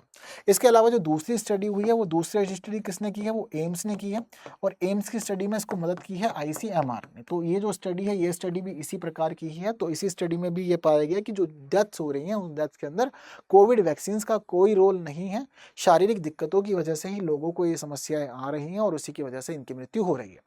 हालांकि हम लोग ये देख रहे हैं कि आजकल हम लोग का जो रहन सहन है वो काफ़ी बदल गया है। जैसे कि आजकल जो जो जिम जाते हैं उनका प्रोटीन इनटेक काफ़ी बढ़ जाता है। ठीक है, इसके अलावा क्या होता है कि हेल्दी जो नेचुरल चीज़ें होती हैं, हम नेचुरल चीज़ें अपनाने की जगह आर्टिफिशियल चीज़ों को ज़्यादा अपना रहे हैं। जैसे कि आप लोग को मैंने बताया था शेफाली जरीवाला का केस, मैंने आपको बताया था कि शेफाली जरीवाला के जब पोस्टमार्टम हुआ तो कोई भी डेथ का रीज़न क्लियर नहीं हुआ कि किस रीज़न से डेथ हुई है। पोस्टमार्टम भी नहीं बता पाया, लेकिन चीज़ों को अगर नोटिस किया गया तो ये पता लगा कि एंटी एजिंग चीज़ों का रोल बढ़ा रहा है इस दौरान, क्योंकि शेफाली जरीवाला एंटी एजिंग चीज़ें यूज़ किया करती थी, जिसमें एंटी एजिंग इंजेक्शंस और टैबलेट शामिल थे और रेगुलर बेसिस पे लिया करती थी। अब एंटी एजिंग इंजेक्शन के मामले में एक बहुत फेमस है, वो है बोटॉक्स। बहुत हैवी इंजेक्शन होता है, ये हमारे शरीर में जाने के बाद हमारे बॉडी के सेल्स को कंट्रोल करता है और हमें एजेड दिखने से रोकता है। यानी कि जो हमारे एज बढ़ने से चेहरा हमारा ढलता है, जो हमारी झुर्रियाँ आती हैं, लाइनिंग्स आ जाती है, स्किन हमारी लटकने लग जाती है, इन सभी चीज़ों को एक कंट्रोल करता है। और आपकी बढ़ती उम्र के साथ साथ आप जवान दिखते हैं, ये आपकी चीज़ें मेंटेन होती है, लेकिन अब अपने शरीर को आप कंट्रोल करोगे तो प्रभाव पड़ेगा नकारात्मक। तो वो चीज़ें मानी जाती है कि वो सभी चीज़ें इस घटनाक्रम में भी हुई। तो शरीर में जिस प्रकार से हम लोग चीज़ों को बदल रहे हैं, मेडिसिन बहुत ज़्यादा लेते हैं, या फिर प्रोटीन इंटेक वगैरह ये सभी चीज़ें ना, तो वो भी प्रभाव डालते हैं। तो मेडिसिन यानी कि जो स्टडी हुई है, स्टडी में भी ये पाया गया कि देखिए शारीरिक अनियमितताएं, आनुवांशिक स्थितियां, ये सब कुछ जिम्मेदार है जिनकी वजह से गड़बड़ देखी गई है। अदरवाइज बाकी चीज़ें तो ठीक है। ठीक है, तो चलते हैं फिर आगे, समझते हैं हमारी अगली न्यूज़ का क्या कहना है। तो देखिए हमारी जो अगली न्यूज़ है वो अगली न्यूज़ का रिलेवेंस है जीएस पेपर 2 के अंदर, और यहाँ पता चल रहा है कि भाई 3 अपाचे कॉम्बैट हेलीकॉप्टर आने वाले हैं जुलाई 15 में। तो देखिए दरअसल हुआ क्या, तो देखिए हमारे जो रक्षा मंत्री राजनाथ सिंह, उन्होंने बातचीत की है अमेरिका के डिफेंस सेक्रेटरी से, और बात करते हुए बोला कि देखो भाई हम लोगों ने आपस में डील की थी अपाचे के लिए, लेकिन अपाचे के मामले में 15 महीने का डिले हो गया है और हमें आप कब तक देंगे अपाचे। तो अब फिलहाल यहाँ पे जवाब दिया गया हमारे रक्षा मंत्री को, और बोला गया कि देखिए जी 3 अपाचे आपके पास पहुंच जाएंगे 15 जुलाई तक, और बाकी ये बात ध्यान रखिएगा कि बाकी अभी 3 अपाचे आपको और दिए जाएंगे, वो आपको नवंबर तक दिए जाएंगे। तो देखिए अपाचे बहुत ज़्यादा ज़रूरी है और ये माना जा रहा है कि भारत की रक्षा के लिए बहुत ज़्यादा खास हो जाएगा अपाचे। 2015 में हम लोगों ने समझौता किया था 22 अपाचे हेलीकॉप्टर के लिए, और फिर 2020 में हम लोगों ने 6 और अपाचे इसके अंदर जोड़ दिए थे, टोटल 28 हो गए थे। तो अपाचे की डिलीवरी धीरे धीरे की जा रही है, और ये अपाचे अपने आप में बहुत ही अच्छे माने जाते हैं पूरी दुनिया में, और दुनिया के सबसे बेहतरीन जो हेलीकॉप्टर की श्रेणी होती है उसमें अपाचे शामिल है। ये बात भी देखने वाली है कि दुनिया में आज के समय में बहुत सारे देश अपाचे का इस्तेमाल कर रहे हैं, तो उनमें से एक अपाचे अब भारत के पास भी है, और भारत भी इस प्रकार से अपने युद्ध के क्षेत्र की क्षमताओं को मजबूत कर रहा है, डिफेंस को मजबूत कर रहा है अपाचे के माध्यम से। केवल बात इतनी ही नहीं है, अपाचे के अलावा एक दूसरी चीज़ हम लोगों ने जो डिस्कस की है वो डिस्कस की है LCA तेजस के लिए हमारे इंजन की। देखिए भारत के डिफेंस सेक्टर में एक जो बड़ी कमी है वो कमी ये है कि हम लोगों के पास में विमान तो बनाने की क्षमता है, जहाज बनाने की क्षमता है, पनडुब्बी बनाने की क्षमता है, लेकिन उसका इंजन हम लोग नहीं बना पाए हैं आज तक। तो इसी वजह से हम लोग इंजन ना दूसरे देशों से लेते हैं। तो हम लोगों ने अमेरिका से पहले ही मामला रखा हुआ है डिस्कस करके कि देखिए हमें आपसे जहाज का इंजन भी लेना है। तो फिर अमेरिका ने इस मामले में बताया कि ठीक है कोई बात नहीं, आप जो हमसे जनरल इलेक्ट्रिक इंजन लेने की बात आपने की है उसकी डिलीवरी भी आपको जल्द कर दी जाएगी। तो ये 2 महत्वपूर्ण मुद्दे हैं जिनके ऊपर बातचीत की गई है। तो याद रखिएगा कि किस प्रकार से डिफेंस की चीज़ें हमारी यहाँ पर खास बनी हुई हैं अमेरिका के साथ में। इसके अलावा अगली न्यूज़ जो है ये जीएस पेपर 2 के मामले में इंपॉर्टेंट है, और ये न्यूज़ आ रही है गुजरात से। तो देखिए गुजरात सरकार ने दरअसल जो हमारा फैक्ट्री एक्ट है 1948 का, उस फैक्ट्री एक्ट 1948 के अंदर संशोधन किए हैं, और संशोधन किए हैं 2 मामलों में। संशोधन का जो एक मामला है वो एक मामला तो बना हुआ है यहाँ पर महिलाओं के लिए, और कहा गया है कि अब महिलाएं जो हैं वो नाइट शिफ्ट कर सकती हैं, नाइट शिफ्ट करने की अनुमति उनको दी जाएगी। इसके अलावा दूसरा मामला जो है वो मामला ओवर टाइम का है, और ओवर टाइम के मामले को उन्होंने कह दिया है कि भाई ओवर टाइम की कहानी इस प्रकार है कि अब दिन का जो वर्किंग टाइम है उसको हम लोग 8 से या फिर हम कहें कि 9 घंटे से बढ़ा करके अब 12 घंटे करने का फैसला इन्होंने लिया है कि भाई जो दिन का जो टाइम रहेगा उसको हम लोग अब 9 घंटे से 12 घंटे बढ़ाकर कर रहे हैं काम के लिए। ऐसा क्या है, तो देखिए अब सरकार ने पहली बात तो जो मुख्य कानून है उसमें बदलाव किया है। उसमें बदलाव करते ये कहा है कि जो मुख्य कानून है वो महिलाओं को रात में कार्य करने की अनुमति नहीं देता। रात में मतलब वो रात को 7 बजे से सुबह 6 बजे तक महिलाओं के कार्य करने का निषेध करता है। हालांकि कुछ विशेष परिस्थितियों में कर सकते हैं, लेकिन सामान्य परिस्थितियों में नहीं कर सकते। तो अब जो नया कानून आया, जो संशोधन कानून आया, पहली बात तो ये अध्यादेश के रूप में आया और उसमें ये कहा गया कि देखिए अब अगर कहीं पर भी ये स्थिति है कि महिलाओं से रात में काम करवाना तो करा सकते हैं, लेकिन कंडीशन है, पहली बात तो ये काम जबरदस्ती नहीं होना चाहिए, महिलाओं की स्वेच्छा से होना चाहिए, इसलिए रिटर्न में महिलाओं के साइन होने चाहिए कि वो सारा काम अपनी मर्जी से कर रही हैं। दूसरी बात ये कि कम से कम 10 महिलाओं का काम करना जरूरी है। और तीसरी बात ये कि जो मालिक है वो पूरा का पूरा एनवायरमेंट मेंटेन करेगा, यानी कि लाइटनिंग प्रॉपर होगी, कैमरा प्रॉपर होगा, सिक्योरिटी के लिए एक पर्सन वहां पर होना चाहिए और महिलाओं को लाने और छोड़ने के लिए पूरी व्यवस्था होनी चाहिए। अगर ये सारी सुविधा आप देते हैं तो आप रात में काम करा सकते हैं, बट जबरदस्ती नहीं करा सकते हैं। दूसरी स्थिति यहाँ पर है अब घंटों के बढ़ाने की। तो घंटे बढ़ा दिए गए हैं, 9 घंटे से बढ़ा करके समय कर दिया गया है 12 घंटे का काम करने का, लेकिन नियम ये है कि जबरदस्ती ये भी नहीं होगा और होगा स्वेच्छा से, यानी कि सिग्नेचर करके आप काम कर सकते हैं। दूसरी बात ये है कि जितना भी काम एक्स्ट्रा आवर्स में गिना जाएगा, ओवर टाइम के लिए डबल पेमेंट किया जाएगा, ये भी जरूरी मानक यहाँ पर निर्धारित कर दिया गया है। तो ये इंपॉर्टेंट संशोधन किए हैं फिलहाल गुजरात सरकार ने, व्यवस्था में एक बड़ा परिवर्तन कर रही है गुजरात सरकार और महिलाओं के लिए एक अच्छी स्थिति बढ़ावा दे रहे हैं। हालांकि हम लोग देख रहे हैं कि आज के समय में महिलाएं सभी क्षेत्रों में बढ़ चढ़ के आगे पार्टिसिपेट कर रही है, बट हम लोग ये सोचते हैं कि रात की जो स्थिति है वो महिलाओं के लिए ठीक नहीं होती। लेकिन गुजरात सरकार का कहना है कि सब चीजें ठीक है, पॉजिटिव है और चीजें की जा सकती है। अगर हम लोग कुछ विशेष उपायों को अपनाएं तो उसके अकॉर्डिंग चीजें अच्छे से की जा सकती है। बातें क्लियर है तो न्यूज इंपॉर्टेंट है, महिला सशक्तिकरण से जुड़ी हुई है, एक बड़ा परिवर्तन देखने को मिल रहा है, तो उसको भी नोट करके रखिएगा। इसके अलावा बाकी चीजों को डिस्कस करते हैं। तो देखिए भाई, हमारे राजनाथ सिंह, ठीक है, डिस्कस किए थे चाइना के साथ में। तो दरअसल राजनाथ सिंह पहुंचे थे एक खास प्रोग्राम के अंदर। कहाँ पहुंचे थे? तो देखिए राजनाथ सिंह पहुंचे थे फिलहाल एससीओ के डिफेंस मिनिस्टर्स की समिट में। और जब यहाँ पहुंचे तो उन्होंने चाइना के जो डिफेंस मिनिस्टर है उनसे बातचीत की और कहा कि देखिए आपसे हमारे संबंध अच्छे हैं, हम सीमा विवादों का एक स्थायी समाधान चाहते हैं आपके साथ में, और सीमा विवादों का स्थायी समाधान के साथ साथ हम ये भी चाहते हैं कि आप आतंकवाद के मुद्दे पर हमें समर्थन दें। तो चाइना ने कहा था कि बिल्कुल सभी चीजें ठीक होंगी। हालांकि भारत और चीन के बीच में कैलाश मानसरोवर के मुद्दे को सुलझा लिया गया है, तो कैलाश मानसरोवर की यात्रा बहुत अच्छे से संचालित हो रही है दोनों ही देशों के बीच में। तो दोनों देशों की स्थिति यहाँ पर बहुत ही ज्यादा पॉजिटिव बनी हुई है। और कैलाश मानसरोवर की यात्रा के अलावा हम लोग ये भी देखते हैं कि दोनों देशों का कार्यक्रम अब लगातार सहयोग के क्षेत्र में आगे बढ़ रहा है और सीमा विवादों को जिस प्रकार से सुलझा सकते हैं, सीमा विवादों को सुलझाने के लिए भी लगातार कार्यक्रम इनका आगे चल ही रहा है। तो यहाँ की चीजें भी जो है वो इनकी बहुत ज्यादा अच्छे से चल गई हैं। तो हमने सहयोग मांगा था और हमारे सहयोग के मामले में यह कह दिया गया है भाई फिलहाल चाइना के द्वारा कि देखिए चीजें जो है वो आपकी बेहतरीन है, हम सहयोग करेंगे। ये एससीओ समिट जो हुई थी डिफेंस मिनिस्टर की, उसमें पार्टिसिपेट करते हुए दोनों के बीच में सारी बातचीत हुई है। इसके अलावा rule on AC temperature will take time. तो देखिए दरअसल हम लोगों ने ना पहले ये पढ़ा था कि एसी के टेम्परेचर के लिए हमारी सरकार तैयारी कर रही है कि भाई कंट्रोल किया जाएगा और एसी को 18 डिग्री या 20 डिग्री से नीचे नहीं जाने दिया जाएगा, क्योंकि ये ग्लोबल वार्मिंग भी बहुत करता है और एनर्जी को भी बहुत ज्यादा यूज करता है। तो अब फिलहाल हमारे यहाँ पर सरकार का ये कहना है कि देखिए नीति अच्छी है लेकिन अभी लागू नहीं किया जाएगा, समय लगेगा इसको लागू करने में, और ये समझिए कि ये काम हम लोग कर सकते हैं तो 2050 तक ही कर पाएंगे, अभी उस काम को करने की हमारी कोई तैयारी नहीं है। इसके अलावा बिहार वालों की एक खास खबर ये थी कि बिहार के मुख्यमंत्री नीतीश कुमार ने एक बस सेवा शुरू की है जिसको नाम दिया है बिहार पिंक बस सर्विस। इस बिहार पिंक सर्विस को बिहार के कई क्षेत्रों के अंदर, कई शहरों में, यानी कि 6 शहरों में शुरू किया गया है और 20 बसों को शुरू किया गया। ये बसें खासतौर पर महिलाओं के लिए, महिलाओं की सिक्योरिटी से जुड़ा हुआ मामला ये देखती हैं और महिलाओं को ये पूरी तरह से एक सुरक्षित और आरामदायक सफर प्रदान करती हैं। तो महिला सुरक्षा की दिशा में जिस तरह से मैंने आपको बताया कि गुजरात सरकार ने एक डिसीजन लिया, ठीक उसी प्रकार का डिसीजन ये बिहार की सरकार का है और केवल महिलाओं के लिए इन्होंने इन बसों को शुरू किया है। ये क्लियरली मामला खास है। तो महिलाओं को एक आरामदायक सफर देना, उनकी सुरक्षा सुनिश्चित करना, चाहे कॉलेज जाना है, काम के लिए जाना, उस पूरे के पूरे मामले में यहाँ पर लाभ रहेगा और आराम की स्थिति यहाँ पर मेंटेन हो पाएगी। ठीक है, सुबह से लेकर रात तक, यानी कि सुबह 6 बजे से रात 10 बजे तक का बस का टाइम रखा गया है। तो मेनली आपका जो टाइम स्लॉट है आप उस टाइम स्लॉट को भी कवर कर रहे हैं महिलाओं को लाभ देने के लिए, तो ये भी एक अच्छी चीज है। इसके अलावा जो हमारी अगली न्यूज है वो है ahead of census states ask to lock boundary changes before 31। तो देखिए दरअसल अब ये वाला मामला है, इस वाले मामले में हमें ये पता चलता है कि जो हमारे रजिस्ट्रार जनरल ऑफ इंडिया है इन्होंने सभी राज्यों और यूटी को भेज दिए हैं दिशा निर्देश और ये कहा है कि देखिए देश में होने वाली जनगणना, तो जनगणना के इन्होंने कहा है कि देखो ये बात ध्यान रखना कि 31 दिसंबर 2025 तक अपने जो भी आपको बाउंड्रीज लॉक करनी है, यानी कि आपके जो भी एडमिनिस्ट्रेटिव बाउंड्रीज हैं, चाहे पुलिस स्टेशन की, डिस्ट्रिक्ट की, जो भी आपको बदलना है 31 दिसंबर से पहले बदल लेना, क्योंकि 31 दिसंबर के बाद आपको कुछ भी बदलने की इजाजत नहीं दी जाएगी। 31 दिसंबर के बाद की जो आपकी चीजें हैं वो चीजें ठीक इसी प्रकार से ही चलेंगी। क्यों चलेंगी? क्योंकि 31 दिसंबर के बाद फिर हमारा जो जनगणना का कार्यक्रम है वो शुरू हो जाएगा और ये माना जा रहा है कि इसके बाद में हम सभी चीजों को शुरू कर देंगे और सबसे पहले ये कहा जा रहा है कि 1 अप्रैल 2026 से हम हाउस लिस्टिंग शुरू कर देंगे, जिसके बाद हाउस लिस्टिंग का काम पूरा हो जाएगा तो फिर जनगणना का काम शुरू होगा और हमें किसी भी तरह से जो हमारे रेफरेंस टाइम है उस रेफरेंस टाइम से पहले जनगणना को खत्म भी करना है। तो इसीलिए ये कहा गया है कि जब कभी भी जनगणना का काम शुरू होता है तो ये कहा जाता है कि जनगणना का काम शुरू होने से पहले 3 महीने तक सीमाओं से कोई छेड़छाड़ ना की गई हो, ये ज़रूरी है।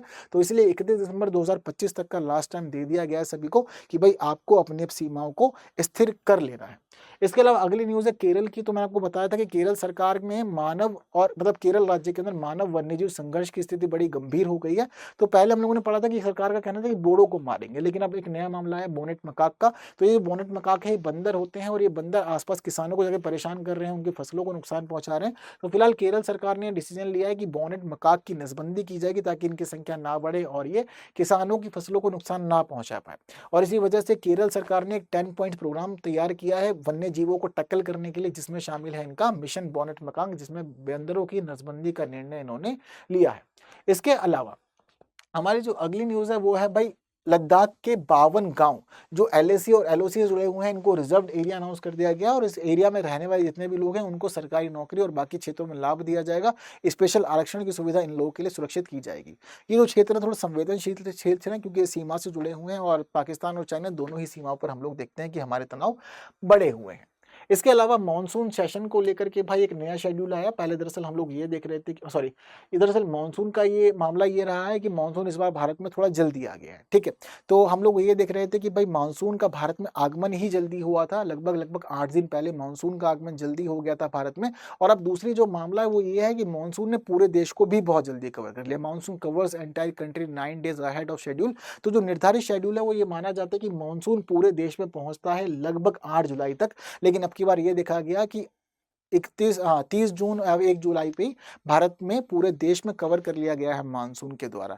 तो अब इस कवरेज को माना जा रहा है कि खास है और ये भी माना गया है कि इस बार बारिश भी भारत में ज़्यादा होगी और ये माना गया है कि सामान्य से 6% ज़्यादा बारिश की उम्मीद भारत में की जा रही है।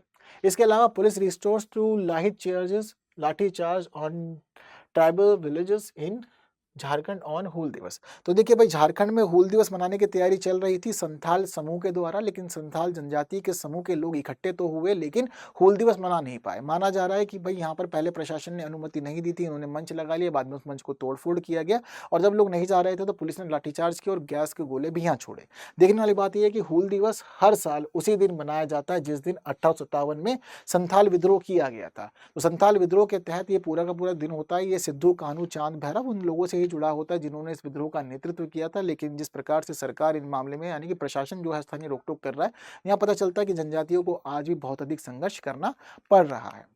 इसके अलावा जो अगली न्यूज़ है वो है भाई मेघालय की। तो बीते दिनों मेघालय में जिस प्रकार से ये देखा गया था कि हनीमून मनाने के लिए गए कपल्स में पति की मृत्यु हो गई थी। अब मेघालय सरकार ने निर्णय लिया है कि भाई अगर आप मेघालय के अंदर पहाड़ी क्षेत्रों में घूमने फिरने जाएंगे तो आपको स्थानीय गाइड लेना जरूरी है। अगर आप गाइड्स के बिना जाके ट्रैकिंग वगैरह करते तो उसको नियमों का उल्लंघन माना जाएगा और आप सजा के लिए जिम्मेदार माने जाएंगे। सरकार का ये भी कहना है कि इससे रोजगार भी बढ़ेगा, तो एम्प्लॉयमेंट का लाभ भी होगा और रजिस्टर्ड गाइड्स को ही यहाँ पर इजाजत होगी पूरे काम को संभालने की। इसके अलावा पाकिस्तान ने भारत को बोला है कि भाई सिंधु जल संधि पे बातचीत कर लो, ठीक है, जो भी चीजें हैं उसको डिस्कस कर लेते हैं क्योंकि हमें बहुत ज्यादा परेशानियां हो रही है। लेकिन भारत सरकार कुछ भी नहीं करे, लेकिन पाकिस्तान की मांग है क्योंकि उसको पानी की बहुत अधिक परेशानियां हो रही है। इसके अलावा भारत सरकार ने कहा है कि भाई हमारा एक मिशन है SBS3 प्रोग्राम। तो सरकार का ये कहना है कि भाई जो SBS3 प्रोग्राम है उसको पिछले साल अप्रूव किया गया था $3.2 बिलियन के अमाउंट पे। दरअसल इस SBS3 प्रोजेक्ट में हमें 52 सैटेलाइट्स लॉन्च करनी है। सरकार का ये कहना है कि भाई इन 52 सैटेलाइट्स को जल्दी लॉन्च किया जाए और सरकार ने यहाँ पर यह प्लान बनाया कि 21 सैटेलाइट्स को इसरो लॉन्च करेगा जबकि 31 सैटेलाइट्स को प्राइवेट कंपनी के द्वारा लॉन्च किया जाएगा। इसके अलावा दरअसल सरकार का ये कहना है कि जिस तरह की स्थिति हमारे ऑपरेशन सिंदूर और भारत पाकिस्तान संघर्ष में हुई है, अब हमें ये आवश्यकता पता लग गई है कि सैटेलाइट्स को और अच्छे से लॉन्च किया जाना जरूरी है ताकि जो हमारी सीमाएं हैं उन सीमाओं को हम कवर कर सकें, चाहे थल सीमा है या फिर जल सीमा है, सभी जगह पे कवर करते हुए अच्छे से निगरानी कर सकें और सीमाओं को सुरक्षा प्रदान कर सकें। इसी वजह से SBS3 प्रोग्राम के तहत इन 52 सैटेलाइट्स को जल्द से जल्द लॉन्च किया जाना जरूरी है। तो सरकार ने प्रोग्राम में तेजी की और माना जा रहा है कि 2026 में लॉन्चिंग की बात की जा रही है इन सैटेलाइट्स की। इसके अलावा हमारे केंद्रीय गृह मंत्री ने सभी राज्यों को बोल दिया कि भाई 31 ठीक है 31 जनवरी 2026 तक अपनी कोऑपरेटिव पॉलिसीज जारी कर देना, कैसे कैसे चीज़ें रखनी है आपको, तो कोऑपरेटिव पॉलिसीज जारी करने के लिए ये निर्देश इन्होंने दिया है। इसके अलावा India to get above normal rain in July, तो देखो भाई फिलहाल भारत में जिस प्रकार से मानसून जल्दी जल्दी आ रहा है, तो मानसून के लिए कहा भी जा रहा है कि वर्षा भी ज़्यादा लेके आएगा, तो माना जा रहा है कि 6% ज़्यादा वर्षा इस बार के मानसून में हम लोग प्राप्त करेंगे, तो भारत के लिए अच्छी स्थिति मानी जा रही है। इसके अलावा भारत और पाकिस्तान ने काउंसुलर एक्सेस के तहत भाई अपनी अपनी सूचियां शेयर की हैं, तो काउंसुलर एक्सेस में ये देखा गया कि भाई भारत के 53 नागरिक रहे और 193 फिशरमैन रहे, जिसकी सूची पाकिस्तान ने भारत को दी और बताया है कि उसकी हिरासत में भारत के इतने लोग हैं, जबकि भारत ने 382 नागरिकों की सूची और 81 फिशरमैन की सूची यानी कि मछुआरों की सूची शेयर करते हुए बताया कि आपके देश के इतने लोग हमारी हिरासत के अंदर मौजूद है। दरअसल भारत और पाकिस्तान के बीच दोनों के बीच में ही 2008 में एक समझौता हुआ था और 2008 के समझौते के तहत इन्होंने ये फिक्स किया हुआ है कि हम कॉन्सुलर एक्सेस के तहत 1 जनवरी और 1 जुलाई को दोनों देशों के जो कैदी हैं हिरासत में उन लोगों की लिस्ट को शेयर करेंगे। हालांकि अभी काम 2008 की लिस्ट के तहत चल रहा है, लेकिन ये काम स्वतंत्रता ही से चल रहा है और स्वतंत्रता के बाद से दोनों देशों की सरकारें 1 जनवरी और 1 जुलाई को लिस्ट शेयर करती है दोनों देशों की हिरासत में एक दूसरे देश के नागरिकों की। इसके अलावा जो अगली न्यूज़ है वो रामेश्वरम की है। सरकार ने ये क्लियर किया है कि मदुरई से रामेश्वरम तक भाई 4 लेन का ब्रिज बनाया जाएगा, जिससे कि लोगों को आने जाने में सुविधा हो। रामेश्वरम एक महत्वपूर्ण धार्मिक स्थल है, इसीलिए ये काम किया गया। इसके अलावा मैंने आपको बताया था कि भाई INS तमाल को भारतीय नौसेना में शामिल किया जाएगा। 1 जुलाई की डेट इसके लिए क्लियर की गई थी और रशिया के त्रिनिदाद में इसको तैयार किया गया है। अब फिलहाल यहाँ पर कहानी ये बनी हुई है कि जो INS तमाल है, INS तमाल एक ऐसा जहाज है जो किसी दूसरे देश में बनाया गया अंतिम जहाज है। अब भारत सरकार ने दूसरे देशों में जहाज बनवाने की प्रथा को बिल्कुल खत्म कर दिया, तो दूसरे देश में बनाए जाने वाले जहाजों की सीरीज में INS तमाल अंतिम जहाज है। और देख के ये पता चलता है कि पिछले 65 सालों में हम लोगों ने रशिया में 51 जहाज बनवाए हैं। तो ये जो हमारा INS तमाल है ये कलिनिंग्राद में पूरी तरह से तैयार हो गया था, इसको अब ला करके भारतीय नौसेना को सौंप दिया गया है कि चलिए अब अपनी जिम्मेदारियां संभालिए। इसके अलावा रेलवे ने एक एप्लीकेशन लॉन्च की है, रेल वन एप्लीकेशन।